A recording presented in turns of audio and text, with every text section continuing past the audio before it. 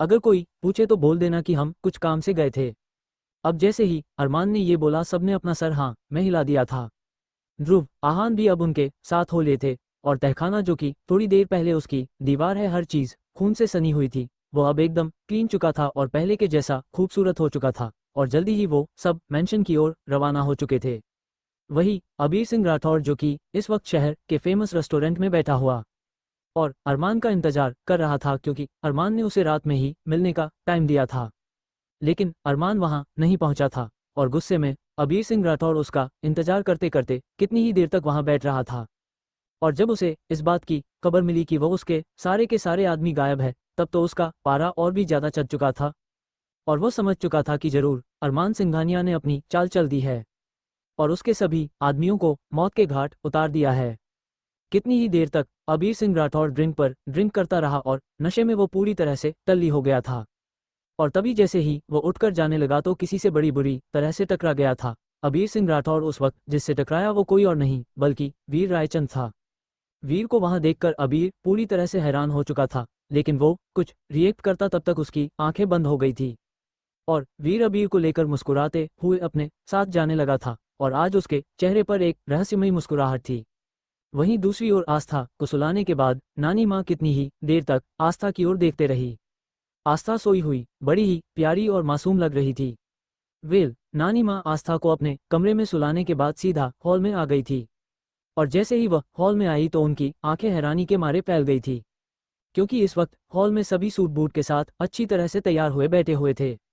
यानी कि आकाश, सुमित, ध्रुव, आहान, साथ ही साथ अरमान सिंघानिया सभी के सभी एकदम तैयार होकर बैठे हुए थे और मारिया और टाइगर एकदम ब्लैक ड्रेस में वहां खड़े हुए थे, बिल्कुल बॉडीगार्ड के गेटअप में। अब नानी माँ हैरान हो गई कितनी सुबह सुबह ये लोग कैसे तैयार हो गए क्योंकि बेसिकली इस वक्त सब उठकर जॉगिंग वगैरह किया करते थे और आहान तो कितनी ही देर तक हाफ निकम में घूमता रहता था लेकिन अब तो सब के सब एकदम परफेक्टली वेल तैयार थे। नानी माँ को हैरानी हुई लेकिन अगले ही पल वो उन सब के साथ जाकर बैठ गए थी और उन सब की ओर देखकर बोली वह बेटा जी अच्छा हुआ आप सब हमें यही मिल गए वह हम आपसे कुछ कहना चाहते हैं। तब सब हैरानी से नानी माँ को देखने लगे थे कहीं ना कहीं थोड़ा सा परेशान हो गए थे कि कहीं कल रात हम सब घर पर नहीं थे कहीं ये बात नानी माँ को पता तो नहीं चल गई। लेकिन अगले ही पल वो सब अपने चेहरे को एकदम नॉर्मल करते हैं। फिर आकाश शांत स्वर में बोला जी जी नानी माँ बताइए क्या बात है कुछ परेशानी है क्या। जैसे ही आकाश ने अब नानी माँ से यह पूछा तब नानी माँ कुछ देर सोचती रही और फिर हिचकिचाते हुए बोली वह बेटा जी हम ये कहना चाहते हैं कि हम आस्था बिटिया को अपने गांव लेकर जाना चाहते हैं क्या। या अब जैसे ही नानी माँ ने ये कहा अरमान तुरंत अपने चेयर पर से उठ खड़ा हुआ और घूरकर नानी माँ को देखने लगा था। ऐसा लग रहा था मानो कि नानी माँ ने कुछ ऐसा मांग लिया था जो कि पॉसिबल नहीं था। तब सुमित कंफ्यूजन से नानी माँ की ओर देखते हुए बोला लेकिन नानी माँ आप अचानक से आस्था को गांव क्यों लेकर जाना चाहती है, पूरी बात बताइए बात क्या है। क्योंकि सुमित देख चुका था कि इस वक्त अरमान की आंखें आग उगल रही थी और अरमान आस्था के मामले में किसी का भी लिहाज नहीं करने वाला था चाहे वह नानी माँ हो या फिर कोई और हो। तो इसीलिए सुमित ने अरमान के कुछ कहने से पहले ही नानी माँ से सवाल कर लिया था। तभी नानी माँ तुरंत बोली अरे बिटवा हम यह नहीं कह रहे कि हम आस्था बिटिया को भी अपने साथ लेकर जा रहे हैं, अभी हम कहीं नहीं जा रहे हैं। हम ये कह रहे हैं कि अगले महीने मेरी बेटी और दामाद की बरसी है और उसे दिन आस्था हर साल अपने माँ बाप का पिंडदान करती हुई आई है, इसीलिए हम आस्था को अगले महीने वहां लेकर जाना चाहते हैं। उसके बाद हम गांव में ही रुक जाएंगे। अब जैसे ही नानी माँ ने पूरी बात बताई सभी के चेहरे थोड़े से मायूस से हो गए थे क्योंकि नानी माँ ये बोलते हुए नानी माँ की आंखें भर आई थी। आखिरकार नानी माँ की बेटी थी उसकी बरसी थी तो इसीलिए उनकी आंखें भर आई थी। आहान तुरंत अपनी जगह से उठ खड़ा हुआ और नानी माँ को उसने गले से लगा लिया था और दिलासा देते हुए बोला नानी माँ आप रोना नहीं, आप मुझे उदास बिल्कुल भी अच्छी नहीं लगती है, प्लीज आप हमेशा मुस्कुराती रहिए ना प्लीज। ऐसा बोलकर आहान नानी माँ को शांत करने लगा था। तब नानी माँ मुस्कुरा दी और फीकी मुस्कुराहट से बोली अरे नहीं बिटवा हम नहीं रोते हैं, बस कुछ कुछ इंसिडेंट जिंदगी में ऐसे हो जाते हैं जो मरते दम तक हमारा पीछा नहीं छोड़ते। अब जैसे ही नानी माँ ने इतनी गहराई वाली बात बोली अरमान अपनी जगह से उठा और नानी माँ के पास जाकर बोला डोंट वरी मैं खुद आस्था को गांव लेकर आऊंगा, आप परेशान मत होइए नानी माँ। अरमान ने बड़े ही कोल्ड वॉइस बड़े ही धीमे स्वर में ये कहा था। तब नानी माँ मुस्कुरा देती है और अरमान के सर पर हाथ रखते हुए बोली, जीते रहो बेटा, जीते रहो, वरना हम कब से ऐसी बात को लेकर परेशान हो रहे थे कि ना जाने आप इजाज़त देंगे या नहीं देंगे, लेकिन अब आपने हमारी सारी परेशानी दूर कर दी। ऐसा बोलकर नानी माँ मुस्कुरा देती है। तभी दादाजी की आवाज़ आती है, अरे तुम सबके सब आज इतनी सुबह सुबह तैयार हो गए, माजरा क्या है? और ध्रुव, तुम तो अपने फ्लैट में रुकने वाले थे ना, और ये नालायक आज भी तुम्हारे साथ रुकने वाला था। अब दादाजी के सवाल पर दोनों हड़बड़ा गए थे और तब ध्रुव हड़बड़ाहट में बोला, हाँ हाँ दादाजी, रुकने वाले तो हम मेरे फ्लैट में ही थे, लेकिन ये आहान नहीं माना और रात को ही यह मुझे यहाँ लेकर आ गया, और अब सुबह सुबह हमें एक्चुअली ज़रूरी काम है, तो बस इसीलिए हम सब तैयार हैं, हम सब एक साथ जा रहे हैं। अब जैसे ही ध्रुव ने ये बोला, दादाजी उन सबको घूर कर देखने लगे थे और कहीं ना कहीं दादाजी की आंखों में सब काफ़ी सारे सवाल थे। ऐसे बात नहीं थे कि दादाजी उन्हें जानते नहीं थे, क्योंकि उन सब की आंखें पूरी रात ना सोने की वजह से एकदम लाल हो रखी थी। तभी दादाजी बोलते हैं, नहीं नहीं, तुम लोगों को आज कहीं जाने की कोई ज़रूरत नहीं है। वह आस्था बेटी का आज कॉलेज का पहला दिन है, तो इसीलिए कॉलेज जाएगी, तो सब पहले उसे छोड़ने जाएंगे, क्योंकि मैं नहीं चाहता कि आस्था बेटी को इतना सा भी किसी भी चीज़ को लेकर स्ट्रेस हो, तो इसीलिए हमें आस्था बेटी का इस वक्त बहुत ज़्यादा ख्याल रखना है, और ये ख्याल हम सबको मिलकर रखना होगा। आस्था बेटी को हमें इतनी सी भी तकलीफ नहीं होने देनी है। ऐसा बोलकर दादाजी अब उन सबको एक साथ जाने से मना करने लगे थे। दादाजी की बात सुनकर वो सब एक दूसरे की शक्ल देखने लगे थे, और आस्था का नाम आने पर अरमान तुरंत अपने कमरे की ओर देखने लगा था, और क्योंकि वह लोग नानी माँ के कमरे के आने से केवल 5 मिनट पहले ही आए थे, और कुछ देर हॉल में रुककर वो सब अपने अपने कमरों में आराम करने के लिए ही जाना चाहते थे, लेकिन उससे पहले क्योंकि नानी माँ ने देख लिया तो उन्हें बहाना बनाना पड़ा था। वेल, तभी अरमान बिना इमोशंस के बोला, मैं अभी अपने कमरे में जा रहा हूँ, मैं अभी थोड़ी देर बाद आता हूँ, क्योंकि वो उस वक्त बहुत डेस्परेटली उस वक्त आस्था को देखना चाहता था। और जैसे ही अरमान सीढ़ियों से चढ़ते हुए ऊपर जाने लगा, तुरंत नानी माँ ने अरमान को रोकने के लिए आवाज़ लगा दी थी। अब जैसे ही नानी माँ इस तरह से आवाज़ लगाई है, अरमान के कदम खुद ब खुद रुक गए थे। कहीं ना कहीं अरमान को ये भी महसूस हुआ कि ना जाने नानी माँ उसे क्या कहने वाली है, लेकिन नानी माँ तुरंत बोल पड़ी, आस्था बिटिया हमारे कमरे में है। अब जैसे ही नानी माँ ने ये कहा, अरमान के माथे पर बल पड़ गए थे। वही सबके सब पूरी तरह से हैरान हो गए थे। कहीं ना कहीं सबको अंदेशा हो गया था कि शायद रात को आस्था उठ गई होगी, और अगर उसने अरमान को अपने कमरे में नहीं देखा होगा तो इसका मतलब उसके मन में कितने ही सारे सवाल चल रहे होंगे।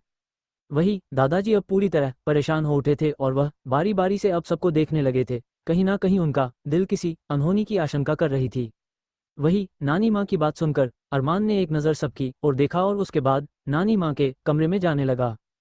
कहीं ना कहीं आज अरमान का दिल भी धड़क रहा था कि ना जाने आस्था क्या क्या सवाल करेगी और उसे उसके बारे में क्या क्या पूछेगी, और वह आस्था को झूठ नहीं बोलना चाहेगा। अरमान को कुछ समझ नहीं आ रहा था कि वह करे तो कर क्या, किस तरह से वो खुद को आस्था का सामना करने के लिए तैयार करें। और उसने आस्था को बेड पर सोते हुए देखा। आस्था सोई हुई बड़ी ही प्यारी और एकदम मासूम लग रही थी। कितनी ही देर तक अरमान आस्था के मासूम से चेहरे में खोया रहा और उसके पास बैठकर उसके पेट को सहलाता रहा था, तो कभी उसके सर को सहला रहा था। वही आस्था जो कि नानी माँ का साथ पाकर उनके प्यार पाकर एक गहरी नींद में सो चुकी थी। अब जैसे ही अरमान ने आस्था के पेट को छुआ, आस्था तुरंत उठकर बैठ गई थी और तुरंत बोली, अरमान जी। अब अरमान जो कि आस्था के सामने था, आस्था ने तुरंत अरमान को गले से लगा लिया। अरमान ने भी बदले में आस्था को बैक हक किया और उसके कंधे पर चूम लिया था। तब आस्था झट से बोली, आप ठीक तो है ना? आस्था ने जैसे ही यह सवाल किया, अरमान चौंक गया था। उसे तो लगा था कि आस्था उठते ही उसे सवालों की झड़ी लगा देगी और बोलेगी, रात आप कहाँ चले गए थे? हमने आपको कहा कहा नहीं ढूंढा, लेकिन ये क्या? आस्था ने तो सीधा सवाल किया था कि आप ठीक तो है ना? तब अरमान ने मुस्कुराकर आस्था की ओर देखा और बोला, मुझे क्या हुआ है, मैं बिल्कुल ठीक हूँ।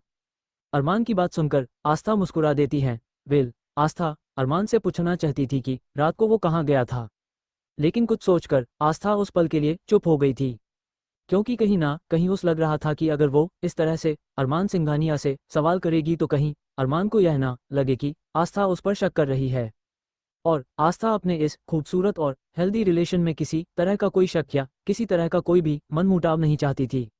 वेल, तब आस्था अरमान से थोड़ा सा अलग हटकर बैठी और कुछ सोचते हुए बोली, ओह शीट, हम तो भूल ही गए। आज तो हमें कॉलेज भी जाना है, हमें देर हो जाएगी, मुझे लगता है कि हमें अभी से तैयार हो जाना चाहिए।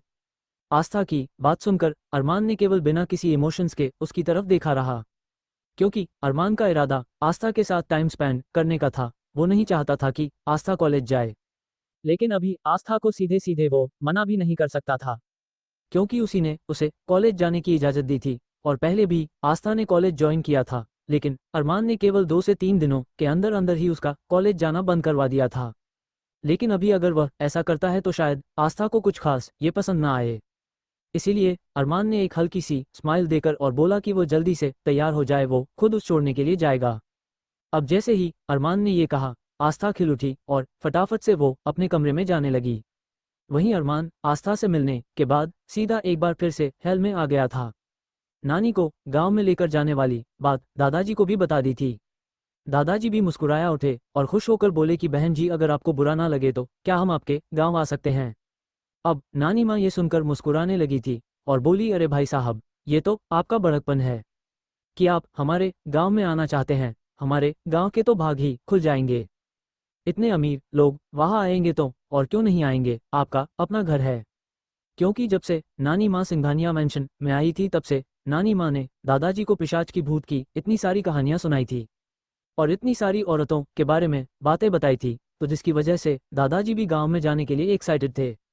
और वहां जाकर उस पिशाच वाले भूत को, पिशाच वाले पेड़ को, साथ ही साथ उन सब लेडीज को जिन्होंने नानी माँ से झगड़ा किया था, जिनके किस्से नानी माँ हर रोज दादाजी को सुनाती है, तो वो सब कुछ अपनी आंखों से देखना चाहती थी। वेल, नानी माँ ने मुस्कुराकर सबकी ओर देखते हुए कहा, बल्कि हम तो कहते हैं, आप शहर के लोगों ने गांव के आबू हवा कहाँ देखी है, क्यों ना अगले महीने आप सभी हमारे गांव का चक्कर लगा आइए। अब जैसे ही नानी माँ ने ये बोला, आहान और साथ ही साथ ध्रुव दोनों ने नारा लगा दिया, हिप हिप हुर्रे, गांव में तो हमें बहुत मजा आएगा। थैंक यू सो मच नानी माँ, हम तो मौका देख रहे थे कि कब आप हम सबको भी इनवाइट करें। ऐसे बोलकर आहान ने नानी माँ के माथे को चूम लिया था और नानी माँ भी थोड़ा सा शर्माने लगी। फिर नानी माँ की नज़र बिल्कुल बिना किसी इमोशंस के दूर खड़े हुए मारिया और टाइगर पर गई। तुरंत नानी माँ मारिया के पास पहुंचती है, उसके गालों को बड़े ही प्यार से छूते हुए बोली, अरे बिटिया, तुम क्यों इतना उदास खड़ी हुई हो, तुम्हें भी आना है। ओके, ऐसा बोलकर नानी माँ ने मारिया को भी इनवाइट कर दिया था। अब मारिया के चेहरे पर हल्की सी ना दिखने वाली मुस्कुराहट थी। दूसरी ओर आस्था जल्दी ही अपने कमरे में जाकर तैयार होने लगी थी। वेल, सबसे पहले अब जैसे ही आस्था नहाकर फटाफट से बाहर निकली और टॉवल से अपने गीले बालों को सुखाने लगी, अचानक अरमान ने पीछे से आकर उसे पकड़ लेता है और उसके गर्दन पर अपने होठों को रखते हुए बोला, क्या हुआ, क्या तुम मुझसे सवाल नहीं करोगी कि कल रात में कहाँ था। कहीं ना कहीं अरमान समझ चुका था कि आस्था को ये पता है कि अरमान कमरे में नहीं था, तभी तो वह नानी माँ के कमरे में गई थी। लेकिन आस्था के कोई सवाल ना पूछने पर अरमान हैरान था और वह खुद को रोक नहीं पाया और उसने सामने आस्था से पूछ लिया कि क्या हुआ, क्या वह कोई सवाल नहीं करेगी कि कल रात को कहाँ गया था। तब वह अरमान की बात सुनकर आस्था हल्का सा मुस्कुराई और वापस पीछे घूमकर उसने अपने हाथों को अरमान के गले में डाल दिया था और उसकी और प्यारी सी मुस्कुराहट देकर बोली, हमें पता है कि आप कल रात कमरे में नहीं थे, लेकिन हम वह टिपिकल बीवी नहीं है कि हम अपने पति पर शक करेंगे, क्योंकि हमें आप पर पूरा भरोसा है। अगर आप कहीं गए होंगे तो किसी जरूरी काम से ही गए होंगे, और सबसे बड़ी बात, हमारी आंख खुलने के बाद आप हमारी आंखों के सामने थे, तो हमें आपसे किसी तरह का कोई सवाल नहीं करना है, क्योंकि हम आप पर खुद से भी ज्यादा भरोसा करते हैं। अब जैसे ही अरमान ने बड़े ही प्यार से बात खत्म, अरमान के चेहरे पर आज एक बड़ी ही शानदार मुस्कुराहट थी, क्योंकि आस्था की यह बातें अरमान को इस बात का एहसास करा रही थी कि आस्था अरमान से कितना प्यार करती है, कितना उसे पर एतबार करती है। जल्दी अरमान ने आस्था को कमर से कसकर पकड़ लिया और उसके बाद उसने अपने होठों को आस्था के होठों से जोड़ दिया और स्मूथली किस करने लगा था। आस्था भी अरमान का प्यार पाकर सब कुछ भूल गई थी, लेकिन ठीक 5 से 10 मिनट के बाद आस्था को रियलाइज हुआ कि अगर वो इसी तरह से अरमान के साथ प्यार करते रही तो पक्का आज वो फिर कॉलेज के लिए लेट हो जाएगी। जैसे तैसे उसके पति देव उसे कॉलेज भेजने के लिए माने हैं और आस्था इस मौके को हाथ से नहीं गंवाना चाहती थी, क्योंकि आस्था के लिए अपना पास्ट पूरी तरह से जानने की और अपने गुनहगार को जानने की क्यूरियोसिटी और ज़्यादा बढ़ चुकी थी। क्योंकि आस्था ने कसम खा ली थी कि जिस किसी ने उसकी नानी माँ की जिंदगी में अंधकार भर दिया, साथ ही साथ उसके पूरे बचपन को छीन लिया, उसके माँ बाप को बेरहमी से मार डाला, उस इंसान को वह ढूंढ कर रहेगी। और उसे ऐसी सजा देगी इसके बारे में कोई सोच भी नहीं सकता। जल्दी आस्था ने अरमान को थोड़ा सा पुश किया और सीधा खड़ी हो गई थी और आंखें मटकाते हुए बोली, ये आप क्या करने लग गए हैं?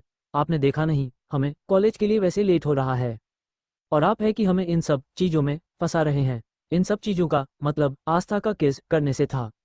तभी अरमान आस्था की ओर देखकर शरारती अंदाज में बोला, अच्छा मैं आपको किन सब चीजों में फंसा रहा हूँ, क्या आप मुझे बताएंगे?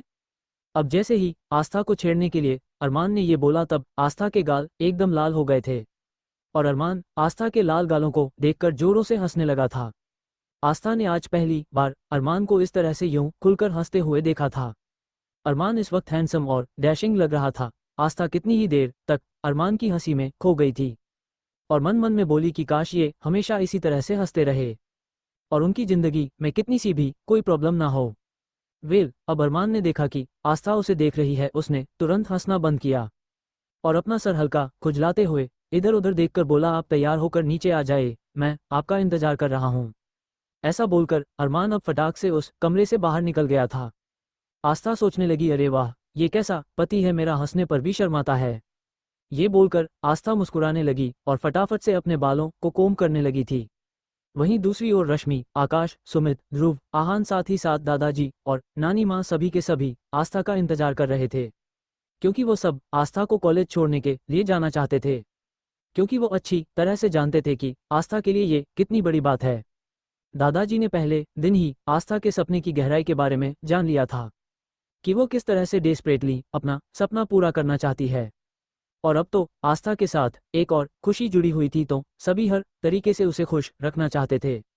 आस्था पूरी तरह से केयर करना चाहते थे। अब जैसे ही आस्था तैयार होकर नीचे आई और उसने उन सबको इस तरह से तैयार देखा तो कंफ्यूज हो गई और एक्साइटेड होकर बोली, आप सब कहीं जा रहे हैं और इतनी जल्दी जल्दी आप सब तैयार हो गए? तभी आहान चुलबुलेपन में बोला, अरे भाभी, हम आपको छोड़ने के लिए जा रहे हैं। तब आस्था कंफ्यूजन से बोली, लेकिन देवर जी, हम कॉलेज जा रहे हैं, हम कहीं जंग पर थोड़ी ना जा रहे हैं कि आप सब हमें छोड़ने के लिए आ रहे हैं।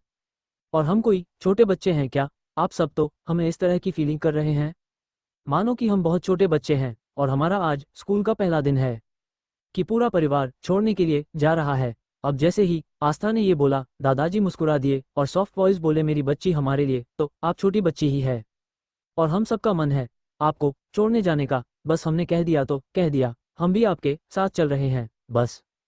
अब दादाजी की बात सुनकर आस्था ने दादाजी को गले से लगा लिया था और सब नानी माँ का आशीर्वाद लेकर बोली, ठीक है, आप सब चलिए, लेकिन आप सब हमें लेने नहीं आएंगे, क्योंकि वापसी में हम रौनक और राधिका दीदी के साथ आएंगे।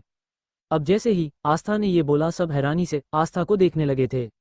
वही रौनक का नाम आने पर आहान के दिल में कुछ गुदगुदी सी हुई और वह तुरंत एक्साइटेड होकर बोला, रौनक?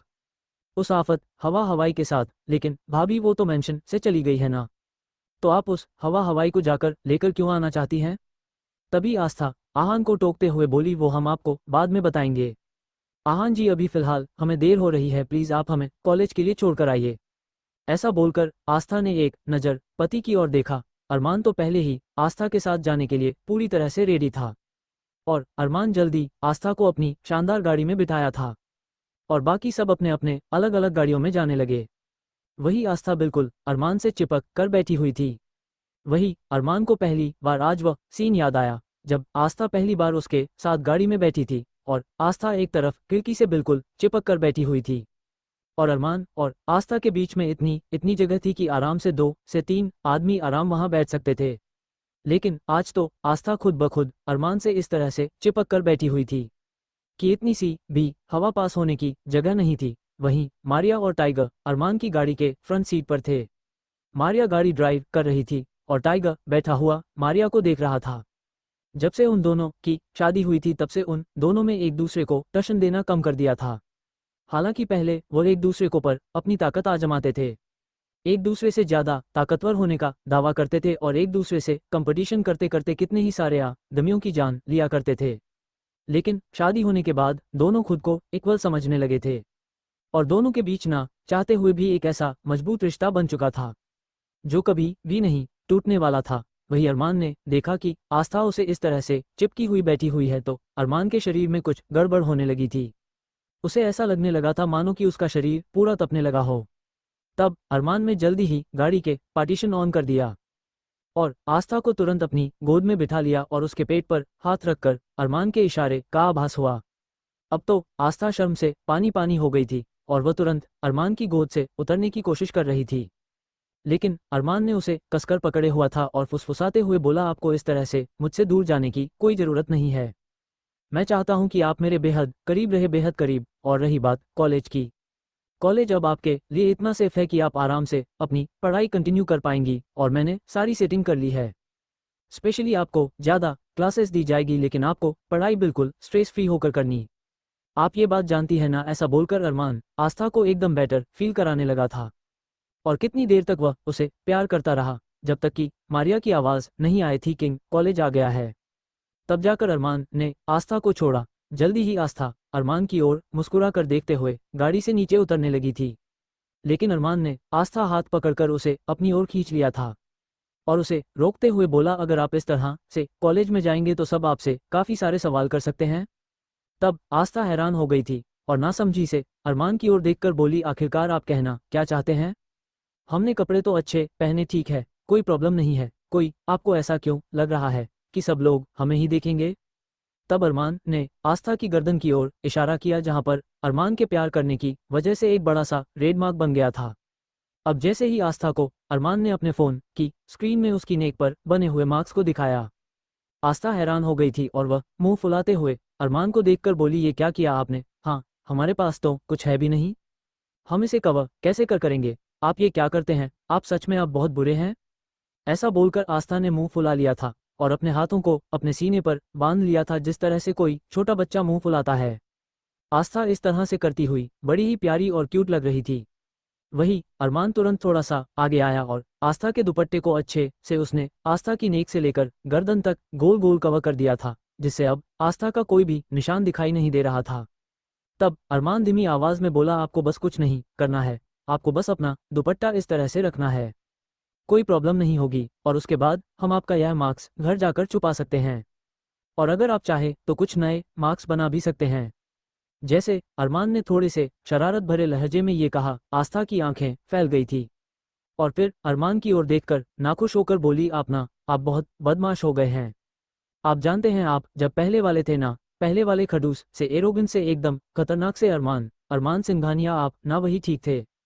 कम से कम आप ऐसी हरकत तो नहीं करते थे। ये बोलकर आस्था अरमान को देखने लगी थी। तब अरमान मुस्कुराया और प्यार से बोला, आप चाहे तो मैं फिर से वही खतरनाक अरमान सिंघानिया बन सकता हूँ, क्योंकि अब अरमान सिंघानिया को बदलने की ताकत अगर किसी में है तो सिर्फ और सिर्फ मिसेज आस्था अरमान सिंघानिया में है। ऐसा बोलकर अरमान ने आस्था के माथे को चूम लिया था और जल्दी ही आस्था को कॉलेज में छोड़ने के बाद अरमान एकदम दाग चेहरे के साथ गाड़ी में बैठ जाता है और टाइगर की ओर देखकर बोला, पता लगाओ वीर रायचंद अबीर सिंह राठौर को कहाँ लेकर गया है। जैसे ही अरमान ने गाड़ी में बैठते ही यह बोला, टाइगर तुरंत बोल पड़ा, ऑलरेडी पता लगा लिया है, वह किंग देव ने लोकेशन सेंड कर दी है। अब आप बताइए क्या करना है। अरमान तिरछा मुस्कुरा कर कहा, चलो उनके अड्डे पर चलो। अब जैसे ही अरमान ने ये कहा, टाइगर ने किलर लुक दिया था और जल्दी ही मारिया भी तिरछा मुस्कुराई। फाइनली उन्हें आज कितने ही दिनों के बाद फाइटिंग करने का मौका मिल रहा था। मारिया और टाइगर दोनों ही ऐसे थे जिन्हें मारपीट का कुछ ज़्यादा ही शौक था। एक तरह से कहा जाए तो उनकी आदत में शामिल था और जब से अरमान सिंघानिया को मोहब्बत हुई थी तब से अरमान ने काफ़ी कम मारपीट कर दी थी। वो अब फिलहाल जल्दी ही वो लोग वीर रायचंद के ठिकाने की ओर रवाना हो चुके थे।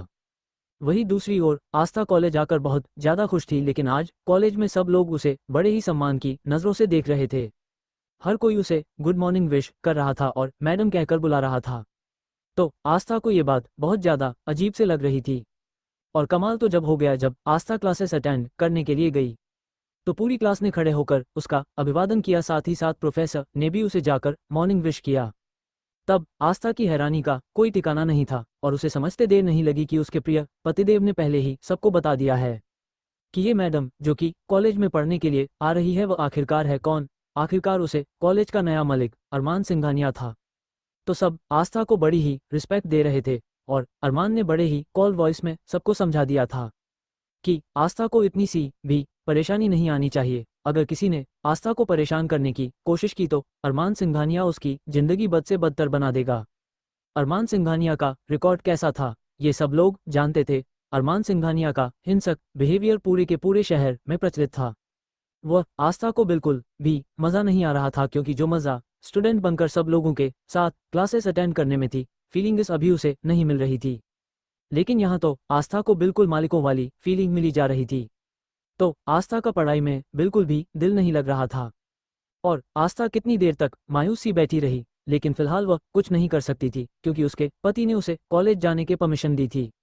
यही उसके लिए बहुत बड़ी बात थी और आस्था हर हाल में डॉक्टर बनना चाहती थी। इसीलिए आस्था ने सारी चीज़ों को साइड में रखा था और अच्छे से अपनी पढ़ाई पर कंसंट्रेट करने लगी। उसने डिसीजन ले लिया था कि जल्द से जल्द वह डॉक्टर बनेगी और उसके बाद उस इंसान को ढूंढेंगी जिस इंसान ने उसकी जिंदगी तबाह और बर्बाद कर दिया है।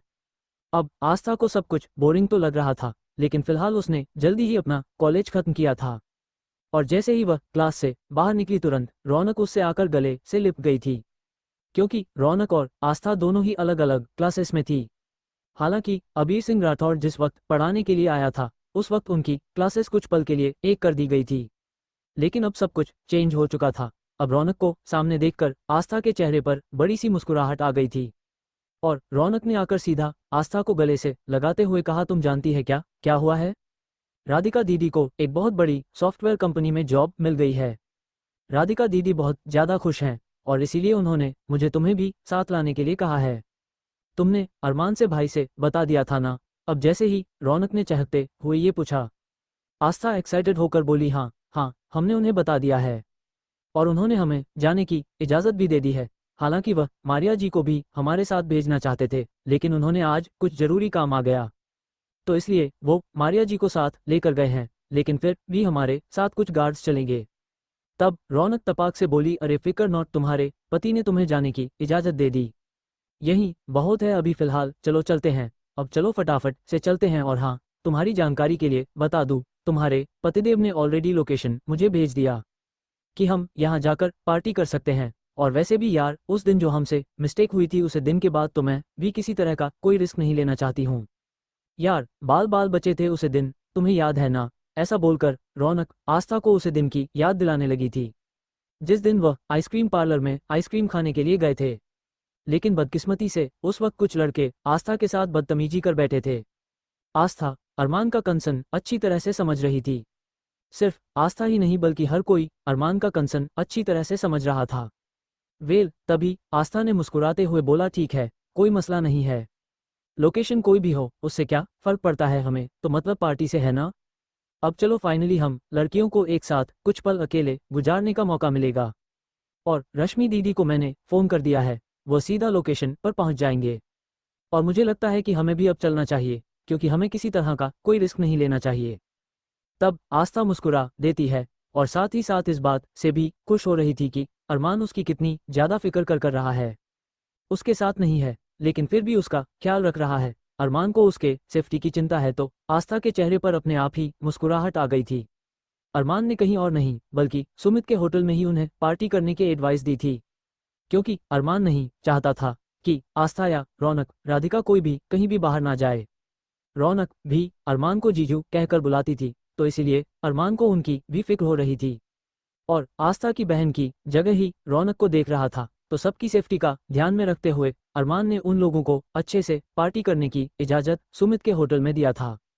इसलिए बेफिक्र होकर वह मारिया को अपने साथ लेकर चला गया था, क्योंकि सुमित के होटल में ऑलरेडी वहां पर काफ़ी सारे सिक्योरिटीज़ का अच्छे से इंतजाम है और सुमित को भी उसने इस बात के बारे में ही इन्फॉर्म कर दिया था। इसलिए सुमित ने उन लोगों के लिए स्पेशल अरेंजमेंट्स भी करवाए थे और खुद वहां उनके सामने ना जाने का उसने डिसीजन लिया था, क्योंकि सुमित को अभी यह नहीं पता था कि पार्टी राधिका दे रही है। राधिका की जॉब लगने की खुशी में पार्टी हो रही है। उसे तो पता था कि आस्था सुमित के होटल में आने वाली है, तो इस बात से वह खुश था। अब जल्दी ही रौनक सुमित के साथ होटल की ओर रवाना हो चुकी थी और तब तक राधिका रश्मि को भी उन्होंने लोकेशन सेंड कर दी थी और वह दोनों भी वहां पहुंच चुकी थी। आस्था रश्मि ने फ़ोन पर डिस्कस कर लिया था कि वो होटल सुमित का है। इसका जिक्र वो राधिका और रौनक से नहीं करेगी, क्योंकि शायद ये राधिका को अच्छा ना लगे। वहीं दूसरी ओर एंजल ने डिम्पल के साथ पूरा का पूरा शहर घुमा और अब दोनों काफ़ी ज़्यादा वो थक गई थी। तब उन्होंने भी खाना खाने के लिए वो शहर के बेस्ट होटल में ले आती हैं। डिम्पल एंजल पर रोब जमाने के लिए उसे लेकर गई थी, ताकि वह एंजल को इस बात के बारे में एहसास करा सके कि वह कितने महंगी जगह से खाना खिलाने के लिए लेकर आई है। वहीं दूसरी ओर प्रियंका इस वक्त अपने बॉयफ्रेंड के साथ गार्डन में बैठी हुई थी, और उसने उसके कंधे पर सिर रखा हुआ था और मधोशी भरी आवाज में बोली, क्या हुआ, तुम कल सिंघानिया मेंशन गए थे ना? क्या हुआ, कुछ समझ में आया तुम्हें? कल जब आस्था ने नानी माँ के कमरे में किसी की परछाई देखी थी, तो वो परछाई किसी और के नहीं बल्कि प्रियंका के बॉयफ्रेंड की थी, क्योंकि राघव आस्था को अगवा करने से पहले पूरे के पूरे सिंघानिया मेंशन को देखना चाहता था कि कौन सा कमरा कहाँ है, क्योंकि आस्था को कॉलेज के आने जाने वाले रास्ते में अगवा करना नामुमकिन था, क्योंकि आस्था के साथ कितनी सारी सिक्योरिटी चला करती थी यह वह जानता था। तो इसीलिए राघव ने सबसे पहले सिंघानिया मेंशन को देखने का फैसला किया था कि आखिरकार मेंशन कैसा है। क्या मेंशन से आस्था का अपहरण करना आसान है? लेकिन मेंशन में भी काफ़ी ज़्यादा सिक्योरिटी थी। लेकिन उस वक्त क्योंकि अरमान सिंघानिया 10 से 12 लोगों को काटने में बिजी था, तो इसीलिए उस दिन आधे से ज़्यादा लोग अरमान सिंघानिया के साथ गए थे, तो सिक्योरिटी थोड़ी कम थी और मौका देखकर राघव वहां घुस चुका था। लेकिन वक्त रहते आस्था ने उसे देख लिया, और आस्था को उसने वहां देख लिया था, और वह वहां से जिस रास्ते से आया था उस रास्ते से वापस निकल भी गया था। ये बात उसने प्रियंका को बता दी थी। प्रियंका आग बबूला हो उठी थी, क्योंकि राघव के चेहरे पर मायूसी साफ नजर आ रही थी। तभी प्रियंका के दिमाग में एक आइडिया आया, और वो शातिर अंदाज में बोली, जब से आस्था की शादी हुई है तब से मैं बिल्कुल पागल सी हो गई हूँ, इसलिए ठीक से कुछ प्लान नहीं कर पा रही हूँ। मैं अब कॉलेज भी ज्वाइन करना चाहती थी, लेकिन आस्था की वजह से मैंने कॉलेज भी ज्वाइन नहीं किया। लेकिन लगता है मुझे अब कॉलेज ज्वाइन करना होगा। तुम फिक्र मत करो। आस्था को अगर हमारा जाने वाले रास्ते से अगवा नहीं कर सकते हैं तो आस्था को हम उसके कॉलेज से अगवा कर सकते हैं। मैं कुछ ना कुछ ऐसा चक्कर चलाऊंगी कि तुम आस्था को कॉलेज के अंदर से ही अगवा कर लेते हैं। हम कोई ना कोई प्लान बना लेंगे। ये बोलकर प्रियंका कुछ सोचने लगी और राघव तिरछा मुस्कुरा दिया था। वहीं दूसरी ओर अरमान सिंघानिया जैसे ही वीर रायचंद के ठिकाने पर पहुंचा तो वह हैरान हो गया था, क्योंकि वहां पर काफी सारे सिक्योरिटी गार्ड्स मौजूद थे। शायद कहीं ना कहीं वीर और वसुंधरा को इस बात का अंदाजा था कि अरमान शांत नहीं बैठेगा। ये प्लान उन्होंने अमरीश को बिना बताए बनाया था, क्योंकि वो जानते थे कि अमरीश कितना ज्यादा कमजोर और डरपोक इंसान है। अगर अमरीश में थोड़ा बहुत भी दम होता है तो आज से कई सालों पहले वह वसुंधरा यानी किसी औरत का इस्तेमाल नहीं करता अभिमान को बर्बाद करने के लिए, लेकिन उसमें सीधे सीधे सामने से कुछ भी करने की ताकत और हिम्मत दोनों ही नहीं थी। इसीलिए वीर ने अपनी मां वसुंधरा के साथ ही प्लान बनाया था कि सबसे पहले वह अबीर सिंह राठौड़ की जान लेंगे, क्योंकि जब से उन्हें पता चला था कि अबीर सिंह राठौड़ अरमान और आस्था का दोस्त बन चुका है, तो उन्हें लगा था कि अरमान की ताकत और ज़्यादा बढ़ चुकी है, और उन्हें अरमान की ताकत बढ़नी नहीं बल्कि पूरी तरह से घटानी है। इसीलिए उन्होंने सबसे पहले अबीर को ही रास्ते से हटाने का फैसला किया था। अबीर सिंह राठौड़ के बारे में उन्हें पता चल चुका था कि अबीर सिंह राठौड़ इस वक्त एक रेस्टोरेंट में बैठा हुआ है, अरमान का इंतजार कर रहा है, और उस वक्त वह अपने साथ कुछ ज़्यादा सिक्योरिटी गार्ड्स लेकर भी नहीं आया था, और उसने अपने सेक्रेटरी अजीत को और कुछ आदमियों को उन लोगों की सेफ्टी में लगा रखा था जिन लोगों की अरमान ने जान ली थी। लेकिन क्योंकि अरमान वहां नहीं आया तो गुस्से में उसने काफ़ी ज़्यादा ड्रिंक कर ली थी, और वीर रायचंद ने इस बात का फ़ायदा उठाकर उसे अगवा कर लिया था। वही टाइगर और मारिया इतने सारे आदमियों को सामने देखकर तिरछा सा मुस्कुराए। उन्हें तो ऐसा लग रहा था मानो कि उन्हें आज भरपेट खाना खाने को मिलेगा। अरमान ने अपना गॉगल्स उतारकर अपने कोट की जेब में रखा, और एक नज़र टाइगर एक नज़र मारिया की ओर देखकर बोला, जाओ जाकर अपना अपना शिकार करो, और तब तक मैं अपना शिकार करता हूँ। ऐसा बोलकर अरमान आगे बढ़ने लगा था, तभी कितने सारे आदमी अरमान और मारिया टाइगर की तरफ बढ़ रहे थे, लेकिन अरमान तक एक भी आदमी नहीं पहुंच पा रहा था। रास्ते में से कभी टाइगर कभी मारिया उनकी हड्डी पसली तोड़कर कर उसकी गर्दन मरोड़कर अलग कर देते थे। अब अरमान धले से आगे बढ़ रहा था, और जल्दी ही एक लात सामने वाले दरवाजे पर मारकर जैसे ही वो अंदर गया, उसने देखा कि वसुंधरा और वीर राजा की तरह कुर्सी पर बैठे हुए थे, और उनके ठीक सामने अबीर सिंह राठौड़ बेहोश पड़ा हुआ है। अबीर को वहां देखकर अरमान ने बिना किसी इमोशन के अबीर को देखा, और अगले ही वीर रायचंद अरमान को अपने सामने देखकर थर थर कांपने लगा था। उसे तो बिल्कुल भी यकीन नहीं हो रहा था कि अरमान इस तरह से यहाँ आ जाएगा। वही वसुंधरा ने जैसे ही अरमान को देखा तो उसके चेहरे से भी पसीना निकलना शुरू हो चुका था। कहाँ तो अरमान से अपनी जान बचाने के लिए वसुंधरा ने पागल बनने का नाटक किया था, लेकिन ये क्या, अब तो वो रंगे हाथों पकड़ी गई थी। वही वीर अरमान को देखने लगा था, लेकिन अरमान गहरी नजरों से वसुंधरा को देख रहा था और उसके चेहरे को देख रहा था, क्योंकि अरमान की आंखें बिल्कुल वसुंधरा के जैसी ही थी। अरमान को अपने चेहरे से बेहद नफरत थी, क्योंकि अरमान का चेहरा वसुंधरा से काफी हद तक मिलता जुलता था। यही कारण था कि अरमान अपने चेहरे से बेहद नफरत किया करता था, और इसीलिए वह आस्था को बोला करता था कि उसे बेटी चाहिए, उसे बेटा नहीं चाहिए, क्योंकि अरमान अपना सीक्वल देखने में बिल्कुल भी इंटरेस्टेड नहीं था।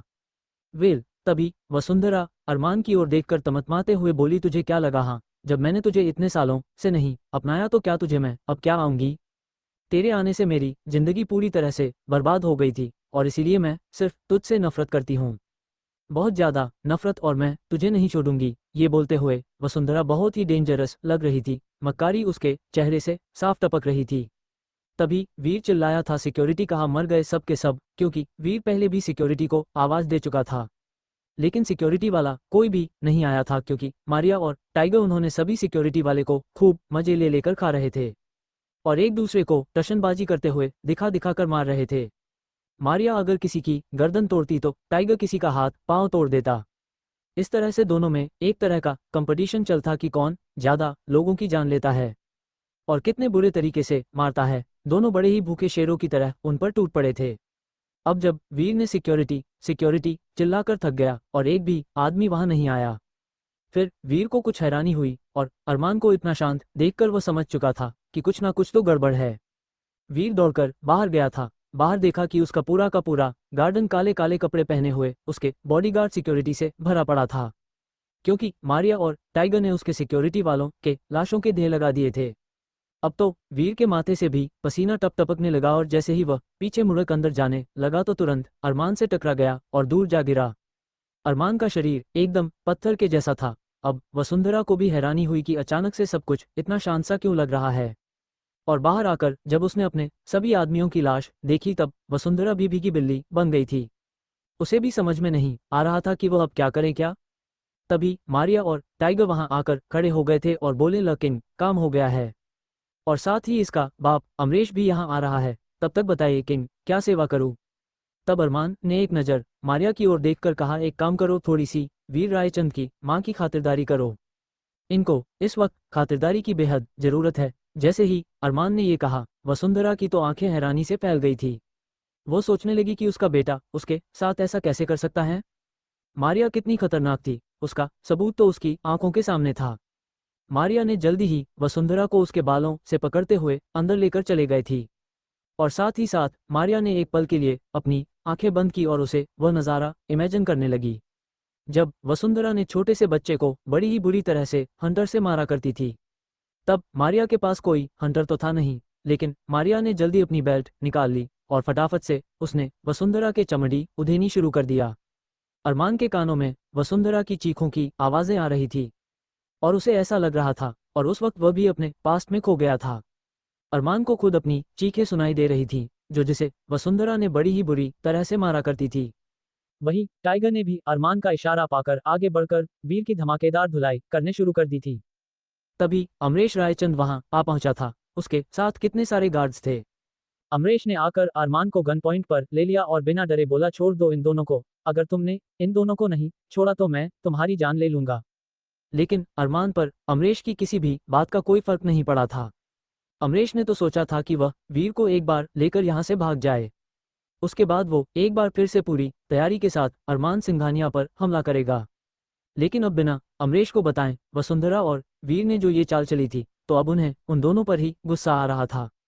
और जब अमरीश को ये लगा कि अब अरमान सिंघानिया उसके बेटे वीर को किसी भी कीमत पर नहीं छोड़ेगा, तब वह अकड़कर धमकाते हुए बोला, याद रखना अरमान, अगर तूने मेरे बेटे को नहीं छोड़ा तो मैं तेरे बाप की जान ले लूंगा। अब जैसे ही अमरीश ने ये कहा, वसुंधरा की तो आंखें फटने को तैयार थी। वही अरमान बिना किसी एक्सप्रेशन के उसके सामने खड़ा था। तब अमरीश को हैरानी हुई कि उसने अरमान को उसकी जिंदगी कितनी बड़ी खबर दी है, कि उसका बाप उसके पास है, लेकिन फिर भी अरमान के चेहरे पर किसी तरह का कोई इमोशन क्यों नहीं था। तभी अरमान ने थोड़ा सा आगे बढ़कर सीरियस एक्सप्रेशन से वीर को देखा और उसका गिरेबान पकड़कर एक मुक्का उसके मुंह पर दे मारता है। अरमान का एक घुसा वीर बर्दाश्त नहीं कर पाया और वहीं बेहोश हो गया था। अब अरमान अपनी बंदूक निकालकर वीर की तरफ पॉइंट करने लगता है। वही अमरीश ने एक बार फिर चीखते हुए कहा, क्या तुझे सुनाई नहीं दिया? मैंने कहा तेरा बाप मेरे पास है, अगर तूने मेरे बेटे की जान ली तो मैं तेरे बाप की जान लेने में 1 मिनट नहीं लगाऊंगा। तब अचानक अरमान जोरों से डेंजरस वॉइस में हंसने लगा, और अरमान को इस तरह से हंसता हुआ देखकर अमरीश अपने घुटनों के बल बैठ गया था। वो समझ चुका था कि अब अरमान को कुछ भी कहने का फायदा नहीं है। फ्लैशबैक, अरमान सिंघानिया को जब इस बात का एहसास हुआ कि अगर अबीर सिंह राठौड़ वीर की जान ले लेगा तो वो कभी भी अपने दुश्मनों को वो सजा नहीं दे पाएगा जो वह देना चाहता है। आखिरकार अरमान सिंघानिया का ऐसा होने का कारण अगर कोई था तो वो थी वसुंधरा रायचंद और साथ ही अमरीश रायचंद। लेकिन जब अरमान सिंघानिया ने मारिया को अमरीश रायचंद का बिजनेस ठप करने के लिए स्विट्जरलैंड भेजा था, उसी वक्त मारिया को एक ऐसी लीड हाथ लगी थी जिसकी बदौलत अरमान की जिंदगी पूरी तरह से पलट चुकी थी। जी हाँ, वो लीड कोई और नहीं बल्कि वह थी अरमान के पिता अभिमान सिंघानिया। फ्लैशबैक, उस वक्त वसुंधरा ने जब अभिमान के डंडे से मार मार कर हत्या करने की कोशिश की थी। उस वक्त के लिए अभिमान बेहोश हो गया था, लेकिन दादाजी अरमान की जान बचाने के लिए उसे लेकर भाग गए थे। वहीं अमरीश, जिसने उस दिन वसुंधरा को बहुत ज्यादा भड़का दिया था और शराब पिला दी थी, वह जानता था कि वसुंधरा कितनी ज्यादा हिंसक है और घर जाकर वो इसी तरह का कोई ना कोई ड्रामा करेगी। इसीलिए जब वसुंधरा अरमान को मारने के लिए दादाजी के पीछे दौड़ रही थी कि उसी वक्त अमरीश उसके पीछे घर पहुंच चुका था, जहां पर अभिमान बेहोश पड़ा हुआ था। वसुंधरा समझ चुकी थी कि वो मर चुका है, हालांकि वो बेहोश था, इसीलिए वह वहां से भाग निकली थी। तभी अमरीश ने मौका देखकर अभिमान को अपने कब्जे में ले लिया था और पिछले 20 सालों से अभिमान अमरीश के कब्जे में है। फ्लैशबैक एम, तो इसीलिए अरमान सिंघानिया ने उस दिन वीर रायचंद की जान बचाई थी, साथ ही साथ अमरीश को आसानी से छोड़ दिया था ताकि वो अपने पिता तक पहुंच जाएं। क्योंकि अरमान जानता था अमरीश देश छोड़ जाने के बाद कहीं और नहीं बल्कि सबसे सेफ प्लेस पर जाएगा, और उस सेफ प्लेस पर जरूर जाएगा और उसके पिता को भी वहां रखा होगा ताकि सही वक्त पर अरमान के पिता का इस्तेमाल कर सके। तो इसीलिए अरमान ने अब सारी चीज़ों का पता लगवा लिया था, और जब अमरीश ने सीधा सीधा पोलैंड के टिकट बनवाई तो वो समझ चुका था कि उसके पिता भी वही है, और अरमान के लिए इस बात का पता लगा लेना बहुत ज़्यादा आसान था कि अमरीश रायचंद की पोलैंड में कहाँ और किस जगह क्या प्रॉपर्टी है। इसीलिए अरमान सिंघानिया ने फौरन देव को पोलैंड भेज दिया था, वह भी पूरी तैयारी के साथ, और देव ने वहां जाकर अरमान के पिता अभिमान को अपने कब्जे में ले लिया था और इस बात की खबर अरमान को दे दी थी। तो इसीलिए अब अरमान अब सीधे सीधे वीर रायचंद से मिलना चाहता था, और यहाँ आकर तो उसके सारे पत्ते साफ हो चुके थे। तभी अमरीश इमोशनली वीक होकर बोला, 20 साल तक तेरे बाप को मैंने अगवा करके रखा, मुझे लगा था कि मैं जीत गया हूँ, इतनी आसानी से मैं उसकी जान नहीं जाने देना चाहता था। उसकी बीवी के साथ जब मैं इंटीमेट हुआ करता था उसे मैं सारी वीडियो भेजा करता था और वो तिल तिल कर मरा करता था, लेकिन आज तो मुझे ऐसा लग रहा है मेरे सारे प्लान, मेरा सब कुछ बर्बाद हो गया। सिर्फ अपनी इनसिक्योरिटी और दुश्मनी के चक्कर में आज मैं जिंदगी के उस दौराहे पर आकर खड़ा हो गया हूँ कि अब मेरे सामने सिर्फ और सिर्फ एक ही रास्ता बचा है। ऐसे बोलकर फिर अमरीश ने एक नज़र वीर की तरफ देखा जो कि बेहोश पड़ा हुआ था। तभी अमरीश ने अपनी बंदूक निकालकर अपने माथे पर लगा ली थी और खुद की जान ले ली थी। वही वसुंधरा ने अमरीश के गोली लगते ही जोरों से चीख मार देती है, क्योंकि भले ही अमरीश ने उसका इस्तेमाल किया हो लेकिन वह उसका पति था। हालांकि उसे औरत के लिए किसी तरह के रिश्ते नाते का कोई लेना देना नहीं था, लेकिन अब उसकी सच्चाई अरमान सिंघानिया के साथ साथ वीर के सामने भी थी, तो वसुंधरा को मुखौटा ओढ़ने की भी कोई जरूरत नहीं थी। वही मारिया की मार से वसुंधरा पूरी तरह से फैंट हो गई थी। तब जाकर मारिया ने वसुंधरा को मारना छोड़ा और बिना एक्सप्रेशन के अरमान के पास आकर खड़ी हो गई थी, और वह दोनों ही नेक्स्ट ऑर्डर का इंतजार कर रहे थे कि इन दोनों वीर और वसुंधरा साथ अब अरमान क्या करना चाहता है वो उन्हें ऑर्डर करें। वही अरमान ने बारी बारी से उन दोनों की ओर देखा और सर्द आवाज में बोला, इन्हें शहर से बाहर फेंकवा दो। याद रखना, ये लोग जिंदा रहने चाहिए, भले ही अमरीश ने खुद की जान लेकर अपनी मौत को आसान कर लिया हो, लेकिन इन्हें अभी इतनी आसानी से मौत नहीं आनी चाहिए। ये बोलकर अरमान जल्दी ही गाड़ी में जाकर बैठ गया था और टाइगर ने अरमान की बात मानते हुए अपना काम करना शुरू कर दिया था। वहीं दूसरी ओर सुमित के ही होटल में इस वक्त अविनाश रघुवंशी भी मौजूद था। अविनाश हर रोज होटल में जाया करता था कि जब से उसे होटल की वो छोटी सी वीडियो क्लिप वायरल हुई थी जहां पर वह लॉकेट थोड़ा सी झलक दिखाई दिया था, तब से अविनाश लॉकेट की सच्चाई जानने के लिए वहां जाया करता था। लेकिन किसी ने उसे एक बार भी कुछ भी नहीं बताया था, क्योंकि उस वीडियो के सोशल मीडिया पर लाइव होने के बाद सुमित ने सबको अच्छी तरह से फटकार दिया था और साथ ही साथ उसने काफी हद तक अपने स्टाफ को चेंज कर दिया था। तो इसीलिए कोई भी इस लॉकेट के बारे में ना तो बात करना चाहता था और ना ही कोई उसके बारे में ज्यादा कुछ जानता था। लेकिन अविनाश हर रोज फिर भी सुमित के होटल में आया करता था कि शायद ये देखने एक दिन उसे यहाँ जरूर कुछ ना कुछ पता चलेगा, और वह जाकर उसी जगह पर बैठा करता था जिस जगह पर आस्था बैठी थी। वहीं दूसरी ओर इस वक्त आस्था और रौनक एक साथ मौजूद थी और दोनों ही एक बड़े ही खूबसूरत से स्पेस में बैठे हुए थे। वो एक वीआईपी स्पेस था जहां पर सुमित ने बड़े अच्छे तरीके परफेक्टली तैयारी करवाया था। सब कुछ बड़ा ही खूबसूरत लग रहा था और थोड़ी ही देर बाद राधिका और रश्मि भी वहां आ गई थी और राधिका को देखते ही दोनों और खुशी से उनके गले से लग गई। और तब आस्था ने राधिका को उसकी नई नौकरी के लिए मुबारकबाद दिया और राधिका एक पल को थोड़ा सा हिचकिचाने लगी थी कि इतनी महंगी जगह का बिल वो कैसे पे कर पाएगी। आखिरकार उसकी अभी नौकरी लगी है, उसकी सैलरी नहीं मिली है। लेकिन कहीं ना कहीं राधिका के हड़बड़ाहट आस्था और रौनक और साथ ही साथ रश्मि ने देख ली थी और राधिका तसल्ली देते हुए बोले, क्या हुआ, क्यों परेशान हो रही हो? तुम्हारी जॉब लगने की खुशी में हम तुम्हें पार्टी देने के लिए यहाँ लेकर आए हैं।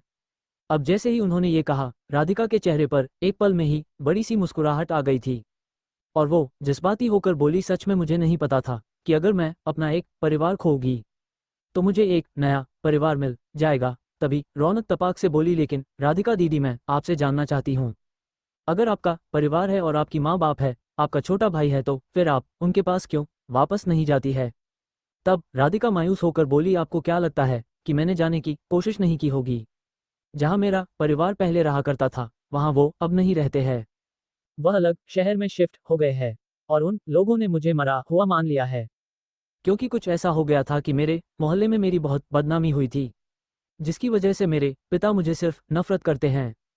इतना बोलकर राधिका रूबसी हो गई थी, लेकिन तब तक आस्था ने राधिका को गले से लगा लिया था और अपनापन जताते हुए बोली, हमारे रहते आपको आपके परिवार की कमी कभी भी महसूस नहीं होंगी। हम है ना आपका परिवार, आप क्यों उदास होती है? राधिका दीदी, ऐसा बोलकर आस्था ने राधिका को प्यार से होल्ड किया था। थोड़ी देर बाद अब उन चारों ने जमकर मस्ती करना शुरू कर दिया था और क्योंकि आस्था और रौनक थोड़ी सी चुलबुली किस्म की लड़कियां थी और उन्हें थोड़ा सा धमाल करना, डांस करना ये कुछ ज्यादा ही पसंद था। हालांकि डॉक्टर रश्मि ने आस्था को बोला कि वह जो जिस तरह से चाहे एंजॉय कर सकती है, लेकिन उसे अपने शरीर पर ज्यादा जोर नहीं देना है क्योंकि वह प्रेग्नेंट है।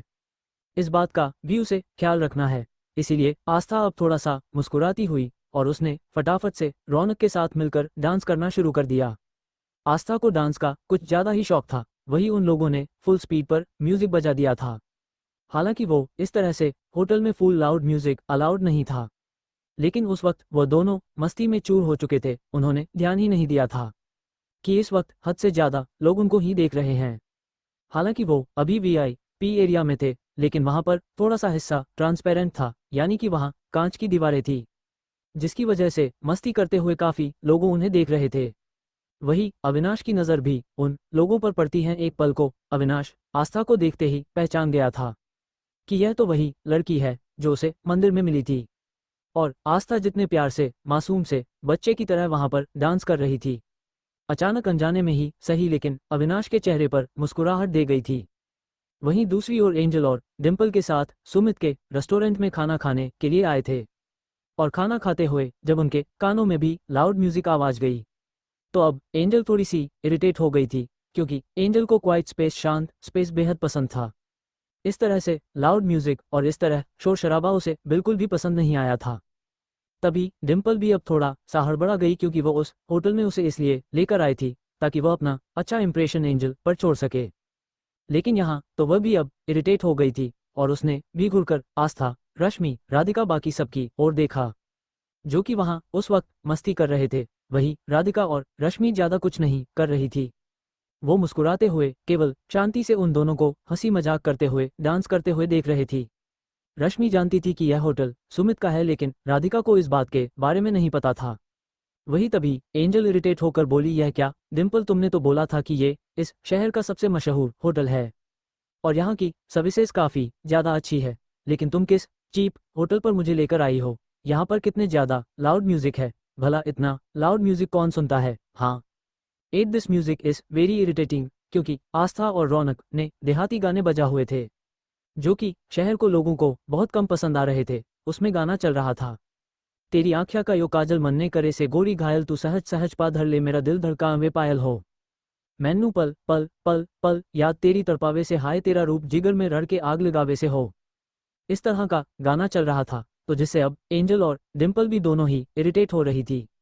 और तभी डिम्पल एंजल की ओर देखकर बेफिक्री से बोली, आप टेंशन मत लीजिए एंजल दीदी, मैं इन लोगों को अभी सबक सिखा कर आती हूँ। लगता है कोई गांव के गवार यहाँ आकर घुस आई है और इस तरह से हल्ला काट रही है। मैं अभी जाकर उन्हें सबक सिखा कराती हूँ। ये बोलकर डिम्पल गुस्से से उठ खड़ी हुई, क्योंकि उसे एंजल के सामने काफी ज्यादा बेइज्जती सी महसूस हो रही थी। वही आस्था और रौनक दोनों ही उस जगह को अपनी प्राइवेट प्रॉपर्टी समझकर खूब मजे कर रही थी। हालांकि सही मायनों में कहा जाए तो वह प्रॉपर्टी इनडायरेक्ट आस्था की ही थी, क्योंकि आस्था कोई आम लड़की तो नहीं थी, द अरमान सिंघानिया की बीवी थी।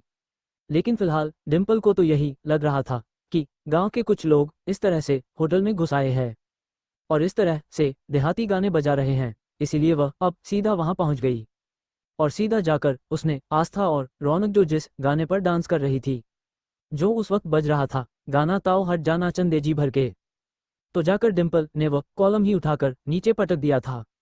और रौनक और आस्था अब दोनों ही हैरानी से अब डिम्पल की ओर देखने लगी थी।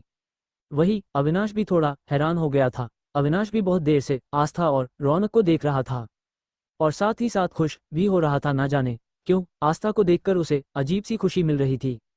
और लेकिन अब इस तरह से डिम्पल के वहां जाने पर अविनाश के चेहरे पर भी 12 बजे बज गए थे और वह भी घूरकर डिम्पल को देखने लगा था। वही उस वक्त आस्था और रौनक जो कि पूरी तरह से मस्ती में डूबी हुई थी और देहाती गानों पर मस्ती से ठुमके लगा रही थी, अब जैसे ही डिम्पल ने वहां आकर इस तरह से उनका कॉलम पटक दिया, तो वो दोनों बल्कि चारों घुरकर डिम्पल को देखने लगे थे। वही रौनक आगे बढ़ती है और डिम्पल की ओर देखकर बरसते हुए बोली, ए लड़की कौन हो तुम, और तुम्हारी हिम्मत कैसे हुई इस तरह से हमारे स्पेस में आने की और हमारी पार्टी को इस तरह डिस्ट्रॉय करने की।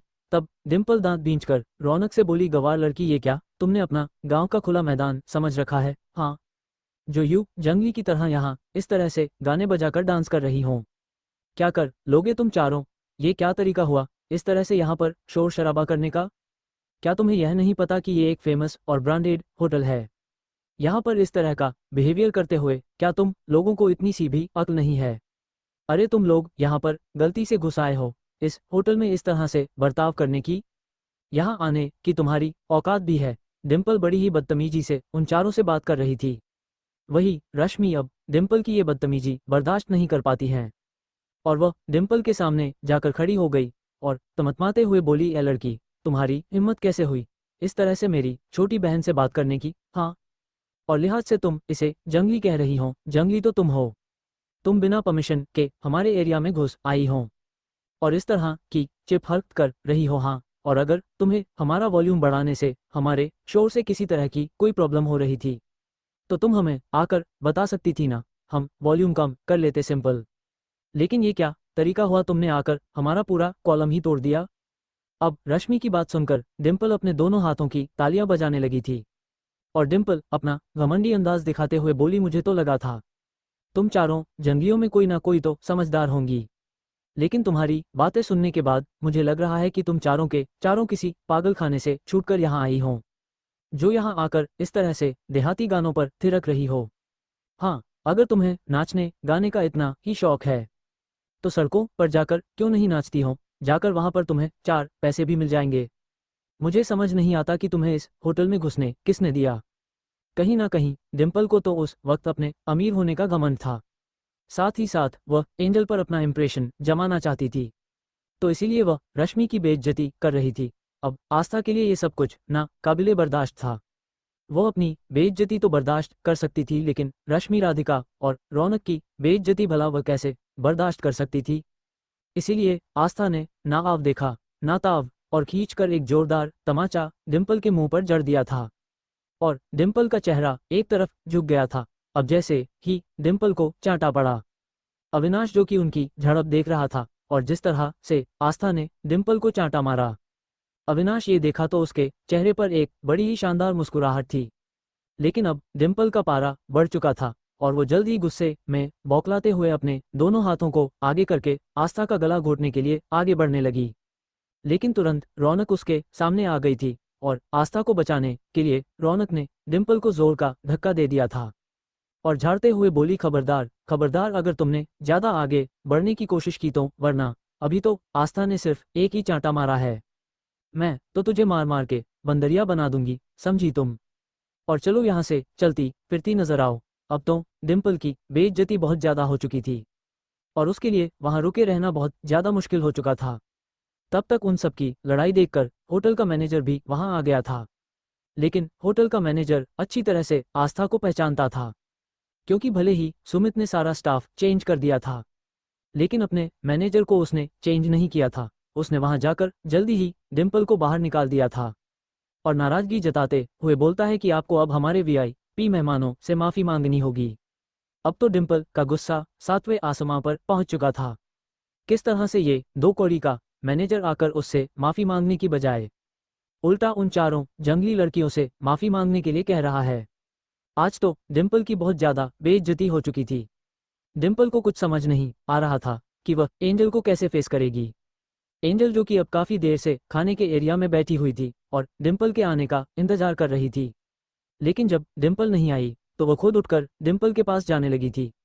तो उसने देखा डिम्पल झुककर चारों से माफी मांग रही थी, क्योंकि मैनेजर ने उसे साफ साफ कहा था कि अगर उसने उसके वीआईपी मेहमानों से माफी नहीं मांगी तो उसे इसके लिए मानहानि का केस कर सकते हैं और उसे लंबा चौड़ा मुआवजा देना होगा। अब डिम्पल ये बर्दाश्त नहीं कर सकती थी, तो इसीलिए उसे मजबूरन उन चारों से माफी मांगनी पड़ी थी। लेकिन वो बारी बारी से उन चारों को घूरकर देख रही थी। उसने मन मन में कसम खाती है कि अपनी ये बेइज्जती वो किसी भी कीमत पर भूलेगी नहीं, और इस रौनक ने जिसने उसे धक्का दिया है इसे तो वो देख लेगी। लेकिन जैसे ही वो माफी मांग पलटकर वहां से जाने लगी और एंजल को खड़ा हुआ देखा और एंजल ने डिम्पल के मुंह पर उंगलियों के निशान देखे तो उसके में माथे पर बल पड़ गए थे। वो फिक्र जताते हुए बोली, डिम्पल ये क्या हुआ तुम्हें और यह सब क्या हो रहा है यहाँ। पर वही आस्था ने भी एंजल को देखा और पहली नज़र में उसे एंजल काफ़ी अच्छी लगती है, क्योंकि एंजल ने काफ़ी नॉर्मल लेकिन फुल कपड़े पहने थे और उसी के मुकाबले डिम्पल ने केवल एक शॉर्ट ड्रेस पहनी थी जिसमें उसके जिस्म का काफ़ी हद तक हिस्सा रिवील हो रहा था। लेकिन उसके मुकाबले एंजल काफ़ी अच्छे कपड़ों में वहां मौजूद थी। तभी एंजल ने डिम्पल के सूजे हुए गाल की ओर देखकर पूछती है, ये सब क्या हो रहा है डिम्पल, क्या हुआ है यहाँ पर। तभी डिम्पल उन चारों को बारी बारी से घूरते हुए बोलती है, कुछ नहीं एंजल दीदी, वो ये गंवार लड़कियां हैं, हमें इनके मुंह नहीं लगना चाहिए, आप चलिए यहाँ से। ऐसा बोलकर डिम्पल एक नज़र सबकी ओर देखती हुई एंजल को लेकर वहां से जाने लगी थी। वहीं अविनाश जो कि काफी देर से उन लोगों की लड़ाई देख रहा था और आस्था के चांटा मारने के बाद वह खुश हो गया था, और इससे पहले कि वह एंजल की शक्ल देख पाता तब तक एक वेटर उसका बिल लेकर उसके सामने आ गया था और एंजल का चेहरा उसके सामने से कवर हो गया था, तो इसीलिए वह एंजल को देख नहीं पाया था। वही जब जाते जाते डिम्पल एक बार फिर अपनी आदत से बाज नहीं आई और उन सबको उसने एक बार फिर गवार बोल दिया। अब तो रौनक का खून उबलने लगा था और वह गुस्से से राधिका और रश्मि को देखते हुए बोली, यह क्या दीदी, अब आप दोनों मुझे इस तरह से क्यों देख रही है। अगर आप लोगों ने मुझे रोका नहीं होता तो मैं अब तक लात घुसे की मशीन में उसे अच्छे से धो डालती। जैसे ही रौनक ने ये बोला, रश्मि, राधिका, आस्था जो अभी थोड़ी देर पहले इन सब इंसिडेंट की वजह से उदासी हो गई थी, अचानक से खिलखिलाकर हंस पड़ती हैं, क्योंकि जब डिम्पल आस्था पर हाथ उठाने के लिए आगे बढ़ रही थी और रौनक ने उसे धक्का दिया तब वो और उसको लात घूसे बरसाने वाली थी। लेकिन तुरंत रश्मि और राधिका ने उसे पीछे से पकड़ लिया था और उसे डिम्पल को उसे मारने नहीं दिया था, तो इसीलिए रौनक को अब उन दोनों पर गुस्सा आ रहा था। लेकिन अब इस तरह से सबको हंसते हुए देखकर उन चारों का ही मूड अब चील आउट हो चुका था। तब तक वो वेटर भी अविनाश के पास से चला गया था और उसने देखा कि वो हंगामा करने वाली लड़की वहां नहीं है, वो चली गई है और वो चारों अब एक बार फिर से अपनी मस्ती करने लगी थी। अगर अविनाश अब जल्दी ही अपना बिल वगैरह पे कर चुका था और फिर वह वहां से जाने लगा था। लेकिन ठीक उसी वक्त आस्था ने रौनक की ओर देखकर कहा कि मुझे लगता है कि हमें वॉशरूम जाना चाहिए।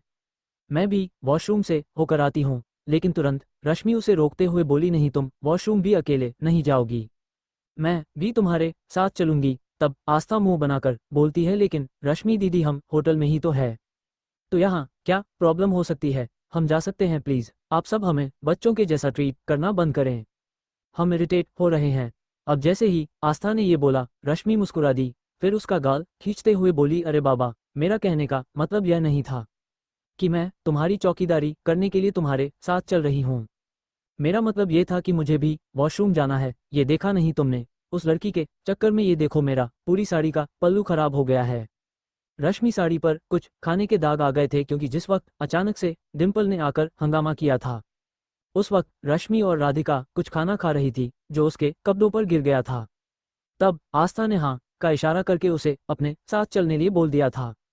अब जल्दी ही जैसे ही अविनाश वहां से जाने लगा, अविनाश ने एक नज़र उसे होटल की ओर देखा और अगले ही पल नम आंखों से बोला, ना जाने कहाँ होंगी तुम और कब मिलोगी मुझे। अब जब अविनाश की लाइन बोल रहा था, ठीक उसी वक्त आस्था और रश्मि उसके पीछे से वॉशरूम में जा रही थी।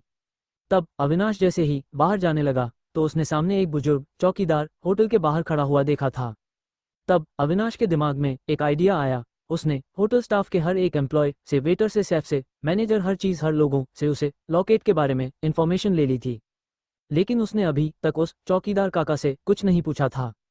तब अविनाश थोड़ा सा आगे बढ़ा और उसने उसे चौकीदार काका के सामने खड़ा होकर बोला, अच्छा काका, क्या मैं आपसे कुछ जान सकता हूँ। वो चौकीदार काका काफी बुजुर्ग हो चुके थे। चौकीदार काका थोड़ा सा हकलाकर बोले, हाँ बेटा बोलो, क्या काम है। क्योंकि जब से सुमित का होटल ओपन हुआ था तब से वह चौकीदार काका पहले दिन से ही वहां ज्वाइन हुआ था। हालांकि उनकी उम्र काफी हो गई थी और सुमित ने उन्हें आराम करने के लिए भी बोला था, लेकिन उनका यह मानना था कि जब तक उनके हाथ पैर चल रहे हैं तब तक वह घर पर आराम नहीं करना चाहते हैं। तो इसीलिए सुमित उन्हें काफी कम काम करवाया करता था और उनकी पूरी सैलरी उनके अकाउंट में ट्रांसफर करवा दिया करता था।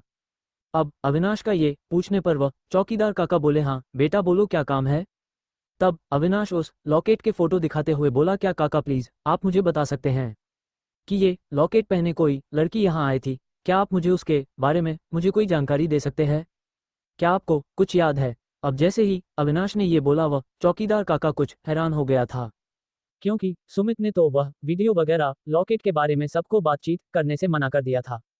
लेकिन उसे चौकीदार काका को वो इंस्ट्रक्शन देना भूल गया था, क्योंकि वो चौकीदार काका उसे वक्त ड्यूटी पर नहीं थे, क्योंकि सुमित उनसे केवल 2 घंटे की ही ड्यूटी लिया करता था। तब और लिटली जिस दिन आस्था वहां आई थी उसने आस्था के गले में वह लॉकेट देख लिया था और हामी भरते हुए बोले, हाँ हाँ बेटा, ये तो मुझे अच्छे से याद है। एक बड़ी ही प्यारी सुंदर सी बिटिया थी जो इस लॉकेट को पहनकर आई थी। अब जैसे ही उसे चौकीदार काका ने ये बताया, अविनाश की तो आंखों में खुशी के ही आंसू आ गए थे और वो जल्दी से बोला, काका क्या प्लीज मुझे बता सकते हैं कि वह लड़की कहाँ है, क्या नाम था उसका, कैसे दिखती थी, मेरे लिए ये सब जानना बहुत ज्यादा जरूरी है। प्लीज प्लीज काका। तब वह चौकीदार काका कुछ सोचते हुए बोले, अरे बेटा, वह बिटिया तो आज भी इसी होटल में आई हुई है, हमने खुद देखा था उन्हें अपनी इस सहेली के साथ इसी होटल में आज आई है। वह हमें उस बच्ची नाम नहीं पता है बेटा, और फिर हमारी याददाश्त भी कुछ ज्यादा ठीक नहीं है। और ये बिटिया हमें इसलिए याद है क्योंकि जब ये बिटिया इस होटल में आई थी तो उसने हमसे झुककर आशीर्वाद लिया था। बहुत कम लोग होते हैं जो इतनी ज्यादा नेक दिल होते हैं। अब जैसे ही उसे चौकीदार काका ने ये बोला, अब तो अविनाश की आंखों से झमाझम आंसुओं की बरसात होने लगी थी। उसे तो ऐसा लगने लगा कि उसे जीने का सहारा मिल गया हो। जल्दी ही वो दौड़कर वापस होटल के अंदर गया और खुशी से पहले एक जगह खड़ा होकर चारों तरफ होटल को देखने लगा था और फिर जल्दी जाकर वो अब हर एक लड़की को देखने लगा था। हर लड़की का गला देख रहा था। कहीं ना कहीं उसे तो लग रहा था कि जरूर उसकी बहन गौरी ने आज भी अपने गले में वह लॉकेट पहना होगा। वहीं दूसरी तरफ अरमान सिंघानिया जल्दी ही वापस से अपने घर लौट आया था और वहां जाकर अच्छे से वो नहाया धोया, थोड़ा फ्रेश हुआ, क्योंकि देव ने उसे मैसेज कर दिया था कि उसने अभिमान को सीधा लाकर वह अस्पताल में एडमिट करवाया है क्योंकि उनकी हालत कुछ ज्यादा ठीक नहीं है। अमरेश ने उन्हें कुछ ऐसे डोसेज दिए थे ऐसे ऐसे इंजेक्शन वगैरह दिए थे जिसकी वजह से उन्हें ड्रग्स का आदी बना दिया गया है और हर तरह के उन्हें ड्रग्स दिए गए थे और अब तो उनका शरीर ऐसा हो गया है कि ड्रग्स मांगता है। जैसे ही अरमान ने ये सुना एक पल के लिए अरमान का दिल दहल गया था। फिर खुद को कंट्रोल करते हुए अरमान ने देव को इंस्ट्रक्शन दिया कि वह सबसे पहले उसके पिता को एक बड़े से बड़े अस्पताल में एडमिट करवाएं और उनका ठीक से इलाज करवाए, क्योंकि इस तरह से ड्रग्स लेने वाले पिता को वो अपने दादाजी से नहीं मिलवा सकता था। और वैसे भी अरमान दादाजी को उनकी जिंदगी का सबसे बड़ा तोहफा देना चाहता था। उनका बेटा उन्हें देना चाहता था, वो भी सही सलामत। अरमान का दिल कर रहा था कि वो अपने दादाजी के पास जाए, उसे गले से लगाते हुए अपने दिल की बात बताएं और दादाजी का ढेर सारा शुक्रिया अदा करें कि वह आस्था जैसी लड़की को उसकी जिंदगी में लेकर आए और जिसने उसकी जिंदगी ही बदल दी। लेकिन अरमान अभी दादाजी को कुछ नहीं कहना चाहता था जब तक कि वो उनके बेटे को उनके करीब नहीं ले आता। अब जल्दी ही अरमान फटाफट से तैयार हुआ और अपनी पूरी टीम को उसने बता दिया था कि वह सबके सब इस वक्त होटल में पहुंचे जाए, क्योंकि आस्था, रश्मि, रौनक और राधिका इस वक्त होटल में मौजूद है। तब आहान को तो इस बारे में नहीं पता था और ना ही सुमित को इस बारे में पता था कि राधिका और रौनक भी अब आस्था के साथ है। उन सबको तो यही पता था कि आस्था और रश्मि इस वक्त एक साथ है। जिस तरह से पहले आए थे तो इसलिए वो सब भी उन्हें ज्वाइन करना चाहते थे और कहीं ना कहीं उन लोगों को तो लग रहा था कि बड़े दिन से उन्होंने बाहर फैमिली डिनर वगैरह भी नहीं किया है, तो अब एक साथ बैठकर वो अच्छा खासा टाइम स्पेंड कर सकते हैं। तो बस यही सोचते हुए फटाफट से वो लोग अब होटल की ओर सज धज कर रवाना हो चुके थे। वहीं दूसरी ओर डिम्पल ने गुस्से से जाकर अपने कमरे में इधर उधर भटकना शुरू कर दिया था। आस्था का चांटा मारना, साथ ही साथ रौनक का धक्का देना, उसको बार बार वो सीन याद आ रहा था। उसका दिमाग एकदम बेइज्जती की आग में उबल रहा था। उसे कुछ समझ में नहीं आ रहा था कि वो करे तो करे क्या। उसने कसम खा ली थी कि वो अब रौनक और आस्था दोनों को ही सबक सिखा कर रहेगी और रौनक को तो वो किसी भी कीमत पर नहीं छोड़ेगी और हर हाल में वो उसके बारे में जानकारी रहेगी। इसीलिए डिम्पल ने अपने सोर्स का इस्तेमाल करते हुए जल्दी ही इस बात के बारे में पता लगवा लिया कि रौनक और आस्था क्या करती है, कहाँ पढ़ती है और इस वक्त वो दोनों क्या कर रहे हैं। और जल्दी ही रौनक और आस्था की डिटेल्स उसके हाथों में थी, क्योंकि डिम्पल के पास पैसा बहुत था और अपनी पैसे की ताकत का इस्तेमाल करते हुए उसने रौनक की पूरी हिस्ट्री जियोग्राफी निकलवा ली थी और यह भी पता लगा लिया कि रौनक एक अनाथ लड़की है। तो उसे अब और गुस्सा आ रहा था कि एक अनाथ लड़की भला किस तरह से उस पर हाथ उठा सकती है। इस वक्त उसके गुस्से की कोई सीमा नहीं थी और जल्दी ही उसने अपने गुस्से में कुछ ऐसा कदम उठाया जिससे रौनक और आस्था की बर्बाद हो सकती थी, जिसके बारे में कोई सोच भी नहीं सकता था। वहीं दूसरी ओर जल्दी ही आस्था वॉशरूम से जैसे ही बाहर निकली तो वह सीधा सीधा अविनाश से टकरा गई थी। अविनाश तो पागलों की तरह उसे लड़की को ढूंढ रहा था, जो लड़की इस वक्त होटल में मौजूद थी और वो लड़की उसकी सगी बहन थी। अब आस्था से टकराते ही आस्था और अविनाश दोनों को ही कुछ अजीब सा एहसास हुआ था। दोनों ने एक पल एक दूसरे की ओर देखा और उन्हें ऐसा लगा था मानो कि वो कोई अजनबी नहीं हो। लेकिन अविनाश की नज़र तो सीधा आस्था के गले पड़ी, लेकिन उस वक्त आस्था का गला खाली था, क्योंकि आस्था ने कसम खाई थी जब तक वो अपने पास्ट के बारे में सब कुछ नहीं जान लेती तब तक वो बिल्कुल भी उसे लॉकेट को नहीं पहनेंगी। तो इसीलिए बस उसने आज वह लॉकेट नहीं पहना था, वरना जब भी वह कहीं बाहर जाती थी या खुश होती थी वो लॉकेट को जरूर पहना करती थी। और थोड़ा सा आस्था को डर भी लग रहा था कि लॉकेट इतना महंगा है तो उसे पहनकर बाहर नहीं जाना चाहिए। हालांकि उसे पहले नहीं पता था कि यह पेंडेंट इतना महंगा है, क्योंकि पहले तो वह उसे एक नॉर्मल 400-500 का पेंडेंट समझकर पहन लिया करती थी, लेकिन उसे नहीं पता था कि इसकी कीमत 400 रुपये 500 करोड़ है। तो इसीलिए वह अब थोड़ा सा केयरफुल भी हो गई थी। वहीं अविनाश से टकराने पर आस्था से हड़बड़ाते हुए बोली, सो सॉरी, मैंने आपको देखा नहीं। अविनाश ने भी तुरंत यही बोला, जी माफ कीजिएगा, मैंने आपको नहीं देखा। तभी रश्मि वहां गई थी और आस्था के पास एक लड़के को देखकर तुरंत आस्था के साथ जाकर खड़ी हो गई थी, क्योंकि जब से आस्था के साथ हादसा हुआ था तो कोई भी आस्था को अकेला नहीं छोड़ना चाहता था। तब रश्मि ने उसे लड़के की ओर देखकर, यानी अविनाश की ओर देखकर कहा, कौन हो तुम और तुम यहाँ क्या कर रहे हो और तुम आस्था के साथ क्या कर रहे हो? हाँ, और तुम ठीक हो ना? आस्था, कोई प्रॉब्लम तो नहीं है ना? तब आस्था ने तुरंत रश्मि को शांत करते हुए कहा, रश्मि दीदी, हम बिल्कुल ठीक है, प्लीज परेशान मत होइए, वो ये बस हमसे गलती से टकरा गए।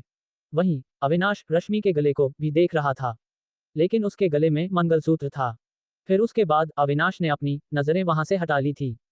लेकिन रश्मि ये देख चुकी थी कि अविनाश ने उसके गले की तरफ देखा है, तो उसे लगा कि अविनाश की नजरें कुछ ठीक नहीं है। अविनाश उसके गले की जगह उसके उभरे हुए अंगों की तरफ देख रहा है, इसलिए उसे अविनाश को लेकर थोड़ी गलतफहमी हो गई थी।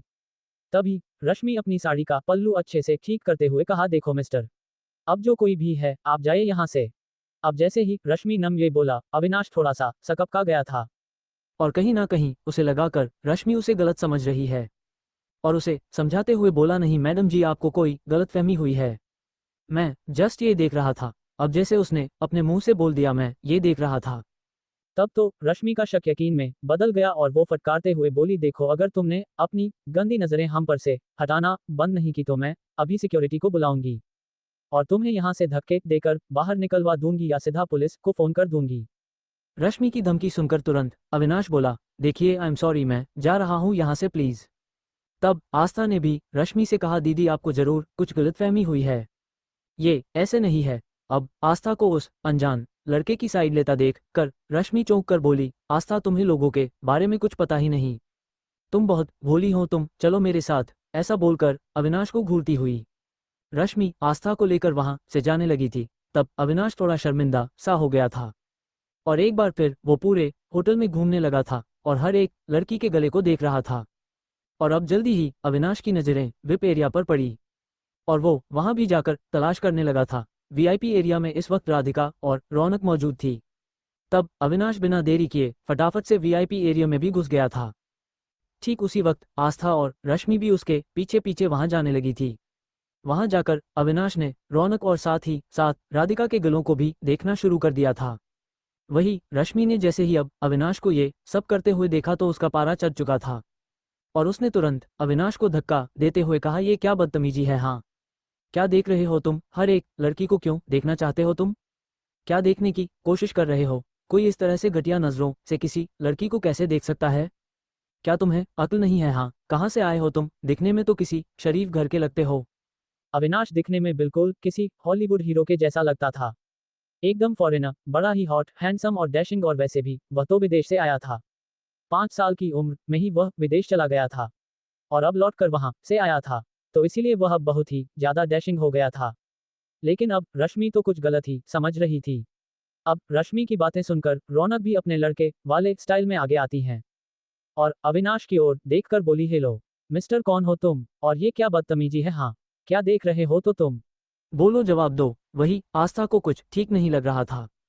वो तपाक से बोली, अरे रश्मि दीदी छोड़ दीजिए ना, आप क्यों परेशान हो रही है, हो सकता है कुछ उन्हें जरूरी काम हो, मुझे लगता है कि यह कुछ गलती नहीं कर सकते हैं। अब जैसे ही आस्था ने अनजाने में अपने भाई को डिफेंड किया, तीनों लड़कियां आस्था को घूरकर देखने लगी थी, मानो कि वह उसे कहना चाह रही हो कि तुमने लास्ट टाइम रौनक जब लड़का बनी हुई थी उसे डिफेंडेड किया था और तुम्हारे पति ने रौनक के सर पर बंदूक तान दी थी, और आज तुम तो यहाँ से सीधे किसी लड़के को डिफेंड कर रही हो, हाँ। लेकिन रश्मि तुरंत बोली, अरे आस्था तुम चुप हो जाओ, तुम नहीं जानती हो, ऐसे लड़कों को ऐसे लड़के अपने हैंडसम और डैशिंग और पर्सनैलिटी का थोड़ा सा चक्कर चलाते हैं और लड़कियों को अपने जाल में फंसाते हैं। अरे मैंने बहुत सारे घोटाले देखे हैं और ये लड़का तो मुझे शुरू से ही ठीक नहीं लग रहा है, जब देखो हर एक लड़की के गले की तरफ देख रहा है, आखिरकार देखना क्या चाहता है ये, हाँ। ऐसा बोलकर रश्मि अब उसे लड़के को यानी अविनाश को घूरने लगी थी। वही अविनाश का आस्था का उसे डिफेंड करना अच्छा लगा था और वो आस्था को देखते हुए बोला, थैंक यू सो मच, आपने मुझे समझा। लेकिन देखिए आप सब लोग मुझे गलत समझ रहे हैं, मैं वैसा नहीं हूँ जैसा आप सोच रहे हैं। तभी रौनक थोड़ा सा आगे आती हैं और अविनाश को धक्का देते हुए एक एक कदम आगे बढ़ने लगी थी और उसे धक्का देते हुए ही बड़बड़ाती हैं, अच्छा कौन हो तुम, ऐसे बोलते हुए फिर धक्का दिया, फिर थोड़ा 2-4 कदम आगे बढ़ी और फिर बोली, कहना क्या चाहते हो, क्यों देख रहे हो लड़कियों को, लड़कियों के गले की तरफ क्यों घूर रहे हो। ऐसा बोलते हुए रौनक ने एक बार फिर अविनाश को धक्का दिया।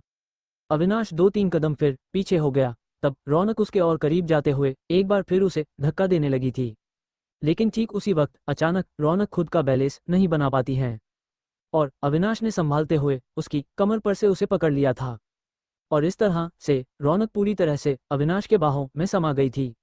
अब यह नज़ारा आकाश, सुमित, ध्रुव, आहान ने देख लिया था। मारिया और टाइगर वह भी वहां मौजूद थे, लेकिन उन्हें इन सब में कोई इंटरेस्ट नहीं था। दोनों ही अलग अलग जाकर अपना खाना वाना ऑर्डर करने लगे थे।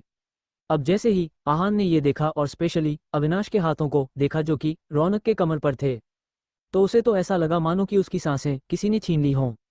वहीं अब आस्था, रश्मि, राधिका की नज़र जैसे ही उन सब पर पड़ी तो हैरान हो गए थे। वहीं राधिका सुमित को वहां देखकर थोड़ा सा चौंक गई थी, लेकिन फिर उसने सोचा कि सुमित तो हमेशा इन सब के साथ ही रहता है, तो इसीलिए साथ में आया होगा। तो इसीलिए वह अब बिना किसी इमोशंस के खड़ी होकर उन्हें देखते रही। वही आस्था ने जैसे ये देखा कि अरमान को भी अब अविनाश को देखकर गुस्सा आ रहा है, तो ना जाने क्यों उसे कुछ ठीक नहीं लग रहा था, और वो तुरंत थूक गटकते हुए बोली, अरमान जी आप यहाँ। अब जैसे ही आस्था ने ये बोला, रौनक जो कि अभी थोड़ी देर पहले अविनाश की आंखों में देख रही थी, उसका ध्यान भी अब उन चारों पर चला गया था। अब वही अरमान ने आस्था की आवाज सुनकर अरमान ने आस्था की तरफ देखता है। उसके पास जाकर उसने आस्था को अपने सीने से लगाते हुए उसके कंधे पर हाथ रखकर खड़ा हो गया। और तब अरमान ने तिरछी नजरों से इशारा किया और बाकी सबने जाकर अविनाश को चारों तरफ से घेर लिया था, क्योंकि अभी तक अरमान की आंखों से अविनाश का चेहरा नहीं हटा था। जब अविनाश ने आस्था को मंदिर की सीढ़ियों से गिरने से बचाया था, तो तब से अविनाश उसकी आंखों में था और उसने अविनाश को ढूंढने के लिए अपने आदमियों को भी लगा रखा था। लेकिन आज अविनाश खुद ब खुद ही उसे मिल गया था, तो अब वह अविनाश को भला कैसे जाने दे सकता था। तभी आहान ने आगे बढ़कर एक मुक्का अविनाश के मुंह पर दे मारा था। आखिरकार उसने रौनक को छुआ था तो आहान को तो मिर्ची लग गई थी। तब अविनाश के होंठों के पास से खून निकल रहा था। अविनाश का खून निकलते ही ना जाने क्यों आस्था को दर्द सा महसूस हुआ, और वो घबराए आवाज में बोली, आहान भैया ये आप क्या कर रहे हैं? आप इन्हें क्यों मार रहे हैं? अब जैसे ही आस्था ने थोड़ी तेज आवाज में ये बोला, सभी लोग हैरानी से आस्था की ओर देखने लगते हैं। वही अरमान तो आस्था को इस तरह से देख रहा था मानो कि वो उस अनजान लड़के को आखिर क्यों बचाना चाहती है। तभी आस्था को एहसास हुआ कि सबकी नजरें इस वक्त उस पर टिकी हुई है। तब आस्था जल्दी से बात बदलते हुए बोलती, हमारा कहने का मतलब ये है कि पहले हमें उसे बेचारे की बात तो सुन लेनी चाहिए। हमें नहीं लगता कि उन्होंने कोई गलती की है। तब रश्मि आस्था को घूरते हुए नाखुश होकर बोली, आखिरकार आस्था तुम्हें हो क्या गया है? मैंने बोला ना, मैंने खुद देखा इस लड़के को सब लड़कियों गले की तरफ देखते हुए। ये लड़का बिल्कुल भी शरीफ तो किसी भी कीमत पर नहीं हो सकता है। अब जैसे ही रश्मि ने ये बताया, आकाश के तन बदन में आग लग गई थी कि उसने उसकी बीवी रश्मि को भी देखा है, तो इसलिए आकाश तुरंत उसे अविनाश के सामने जाकर खड़ा हो गया था और उसके गिरेबान को पकड़ते हुए बोला, सच सच बता, कौन है तू? किसने भेजा है तुझे? क्या तुझे हमारी किसी राइवल पार्टी के आदमी ने भेजा है इस तरह से हमारे परिवार की औरतों को परेशान करने के लिए? बोल, जवाब दे। अब अविनाश इस तरह की बातें सुनकर इरिटेट होकर बिगड़ते हुए बोला, यह आप किस तरह की बातें कर रहे हैं? अरे मैं तो आप लोगों का नाम भी नहीं जानता हूँ, और हाँ मैं देख रहा था सबके गले की तरफ, लेकिन मेरी इंटेंशन वो नहीं थी जो आप समझ रहे हैं। आप प्लीज, और मैं कोई सड़क छाप या आवारा लड़का नहीं हूँ। आखिरकार आप लोग मेरी बात क्यों नहीं समझ रहे हैं?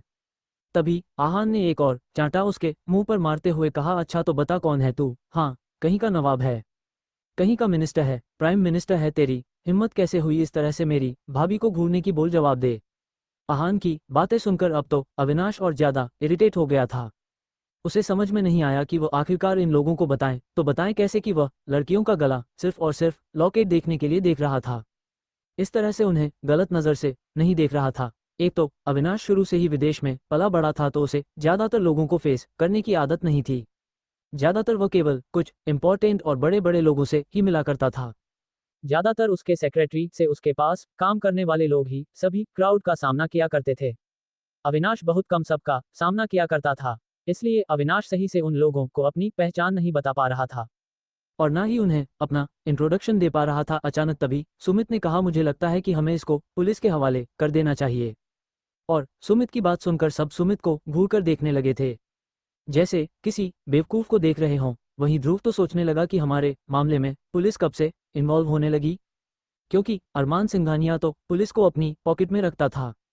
इस तरह से पुलिस को वो भला कैसे सुमित इन्वॉल्व करने के लिए कह सकता था? ध्रुव बोलना चाहता था, लेकिन तभी उसने देखा कि इस वक्त आहान, आकाश और अरमान भी सुमित को ही देख रहे हैं।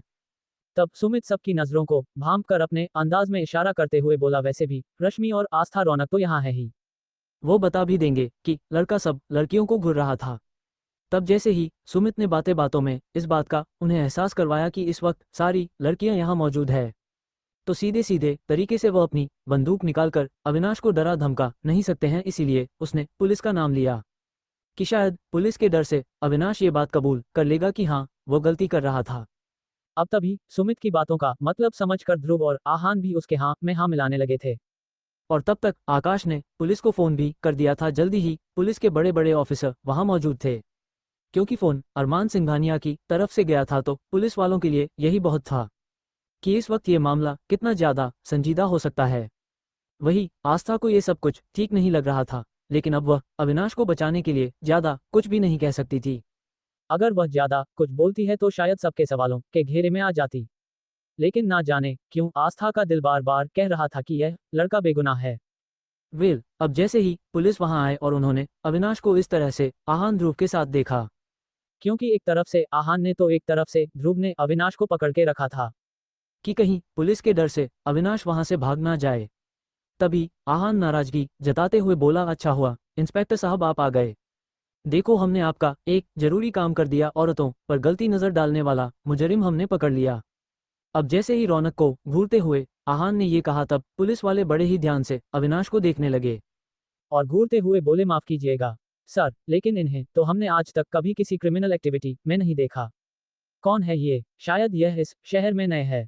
अब जैसे ही अविनाश की ओर देखकर पुलिस वाले ने ये कहा, सब लोग हैरानी से अविनाश को देखने लगे थे, क्योंकि पुलिस वालों को तो क्रिमिनल से आए दिन पाला पड़ता ही रहता था, तो अविनाश को तो उन्होंने कभी भी नहीं देखा। और वैसे भी अविनाश पहली बार उसे शहर में आया था। तब अविनाश तपाक से बोला, एग्जैक्टली ऑफिसर, मैं इन लोगों को कब से यही बात समझने की कोशिश कर रहा हूँ कि मैंने कोई गलती नहीं की है, लेकिन ये लोग हैं कि मेरी बात मान ही नहीं रहे हैं। वहीं दूसरी ओर एंजल डिम्पल को लेकर घर तक पहुंच गई थी, लेकिन तब उसे रियलाइज हुआ कि इस वक्त उसका फोन कहीं और नहीं बल्कि उस होटल में रह गया है, जिस होटल से वह डिम्पल को लेकर गई थी, क्योंकि उस वक्त इतना ज्यादा ड्रामा हो गया था कि उसे अपना सामान वहां से उठाने का मौका नहीं मिला था, और सारे कॉन्टैक्ट्स स्पेशली अविनाश का नंबर सब कुछ उसके फोन में ही था। और टेक्नोलॉजी के चलते सबसे बड़ी प्रॉब्लम ये हो जाती है कि हम लोग अपने खास नंबर याद नहीं कर पाते, तो इसीलिए आप एंजल को काफी टेंशन हो गई, इसीलिए वह वापस से एक बार फिर से होटल की ओर रवाना हो चुकी थी। और होटल में पहुंचकर जैसे ही उसने वहां ये सब कुछ ड्रामा देखा, तब उसने देखा कि अविनाश को पुलिस ने पकड़ा हुआ है। तो एंजल की हैरानी का कोई ठिकाना नहीं था। वही अविनाश उन सबको समझाने की कोशिश कर रहा था, देखिए आप लोगों को जरूर गलतफहमी हुई है, मैं वो नहीं हूँ जो आप लोग समझ रहे हैं।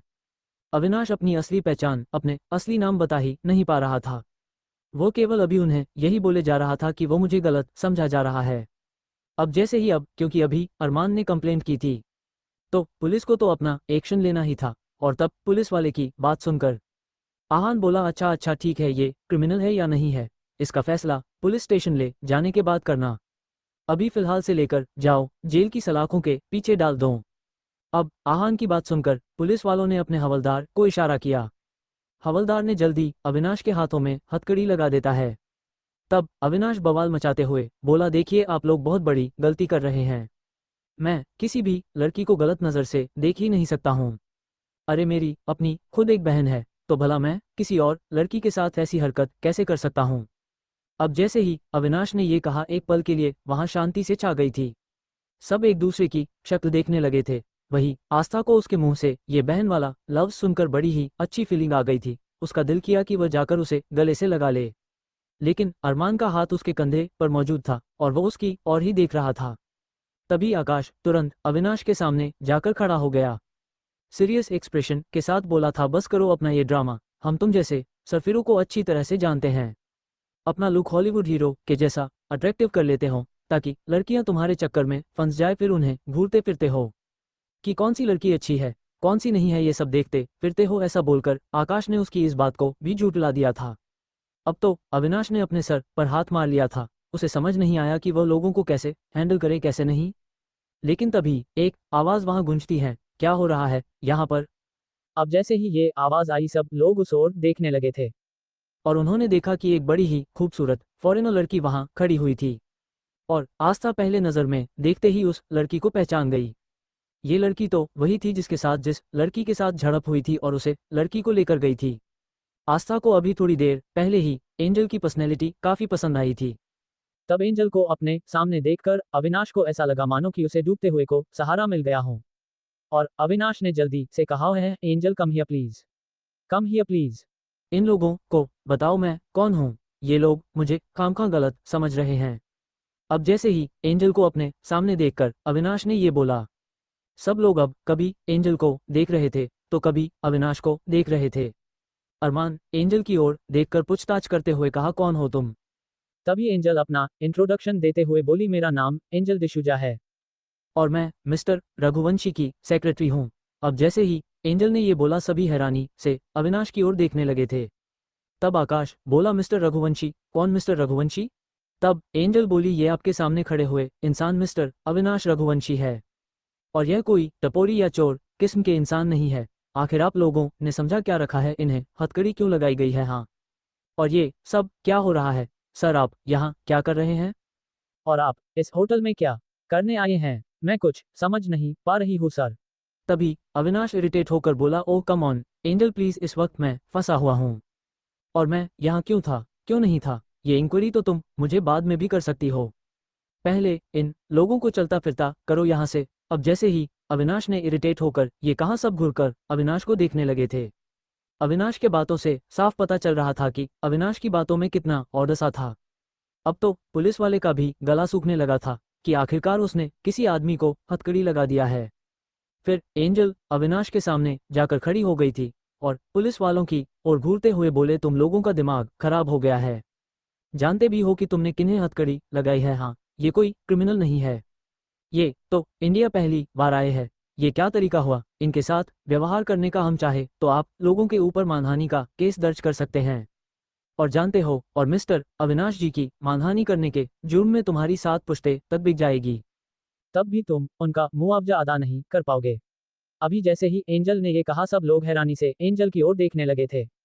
अब आहान खुद को रोक नहीं पाया क्योंकि बार बार रौनक अविनाश को देख रही थी, तो ये बात आहान को कुछ खास पसंद नहीं आ रही थी और वह तुरंत बोला, अच्छा इतनी बड़ी तोप है ये, अरे मैं जानना चाहता हूँ आखिरकार ही कौन ये जिनके बारे में हमें नहीं पता, क्योंकि आहान को तो यही लग रहा था कि जितनी भी इस शहर में या आसपास का शहर में बड़े बड़े लोग हैं, सभी लोगों को वो जानते हैं और सभी लोग अरमान से नीचे ही आते हैं, कोई भी अरमान से ऊपर नहीं था। लेकिन अभी जिस तरह से एंजल अविनाश के पहचान बता रही थी तो वह थोड़ा इरिटेट होते हुए बोला, अच्छा अच्छा जरा हम भी तो जाने की कौन है ये।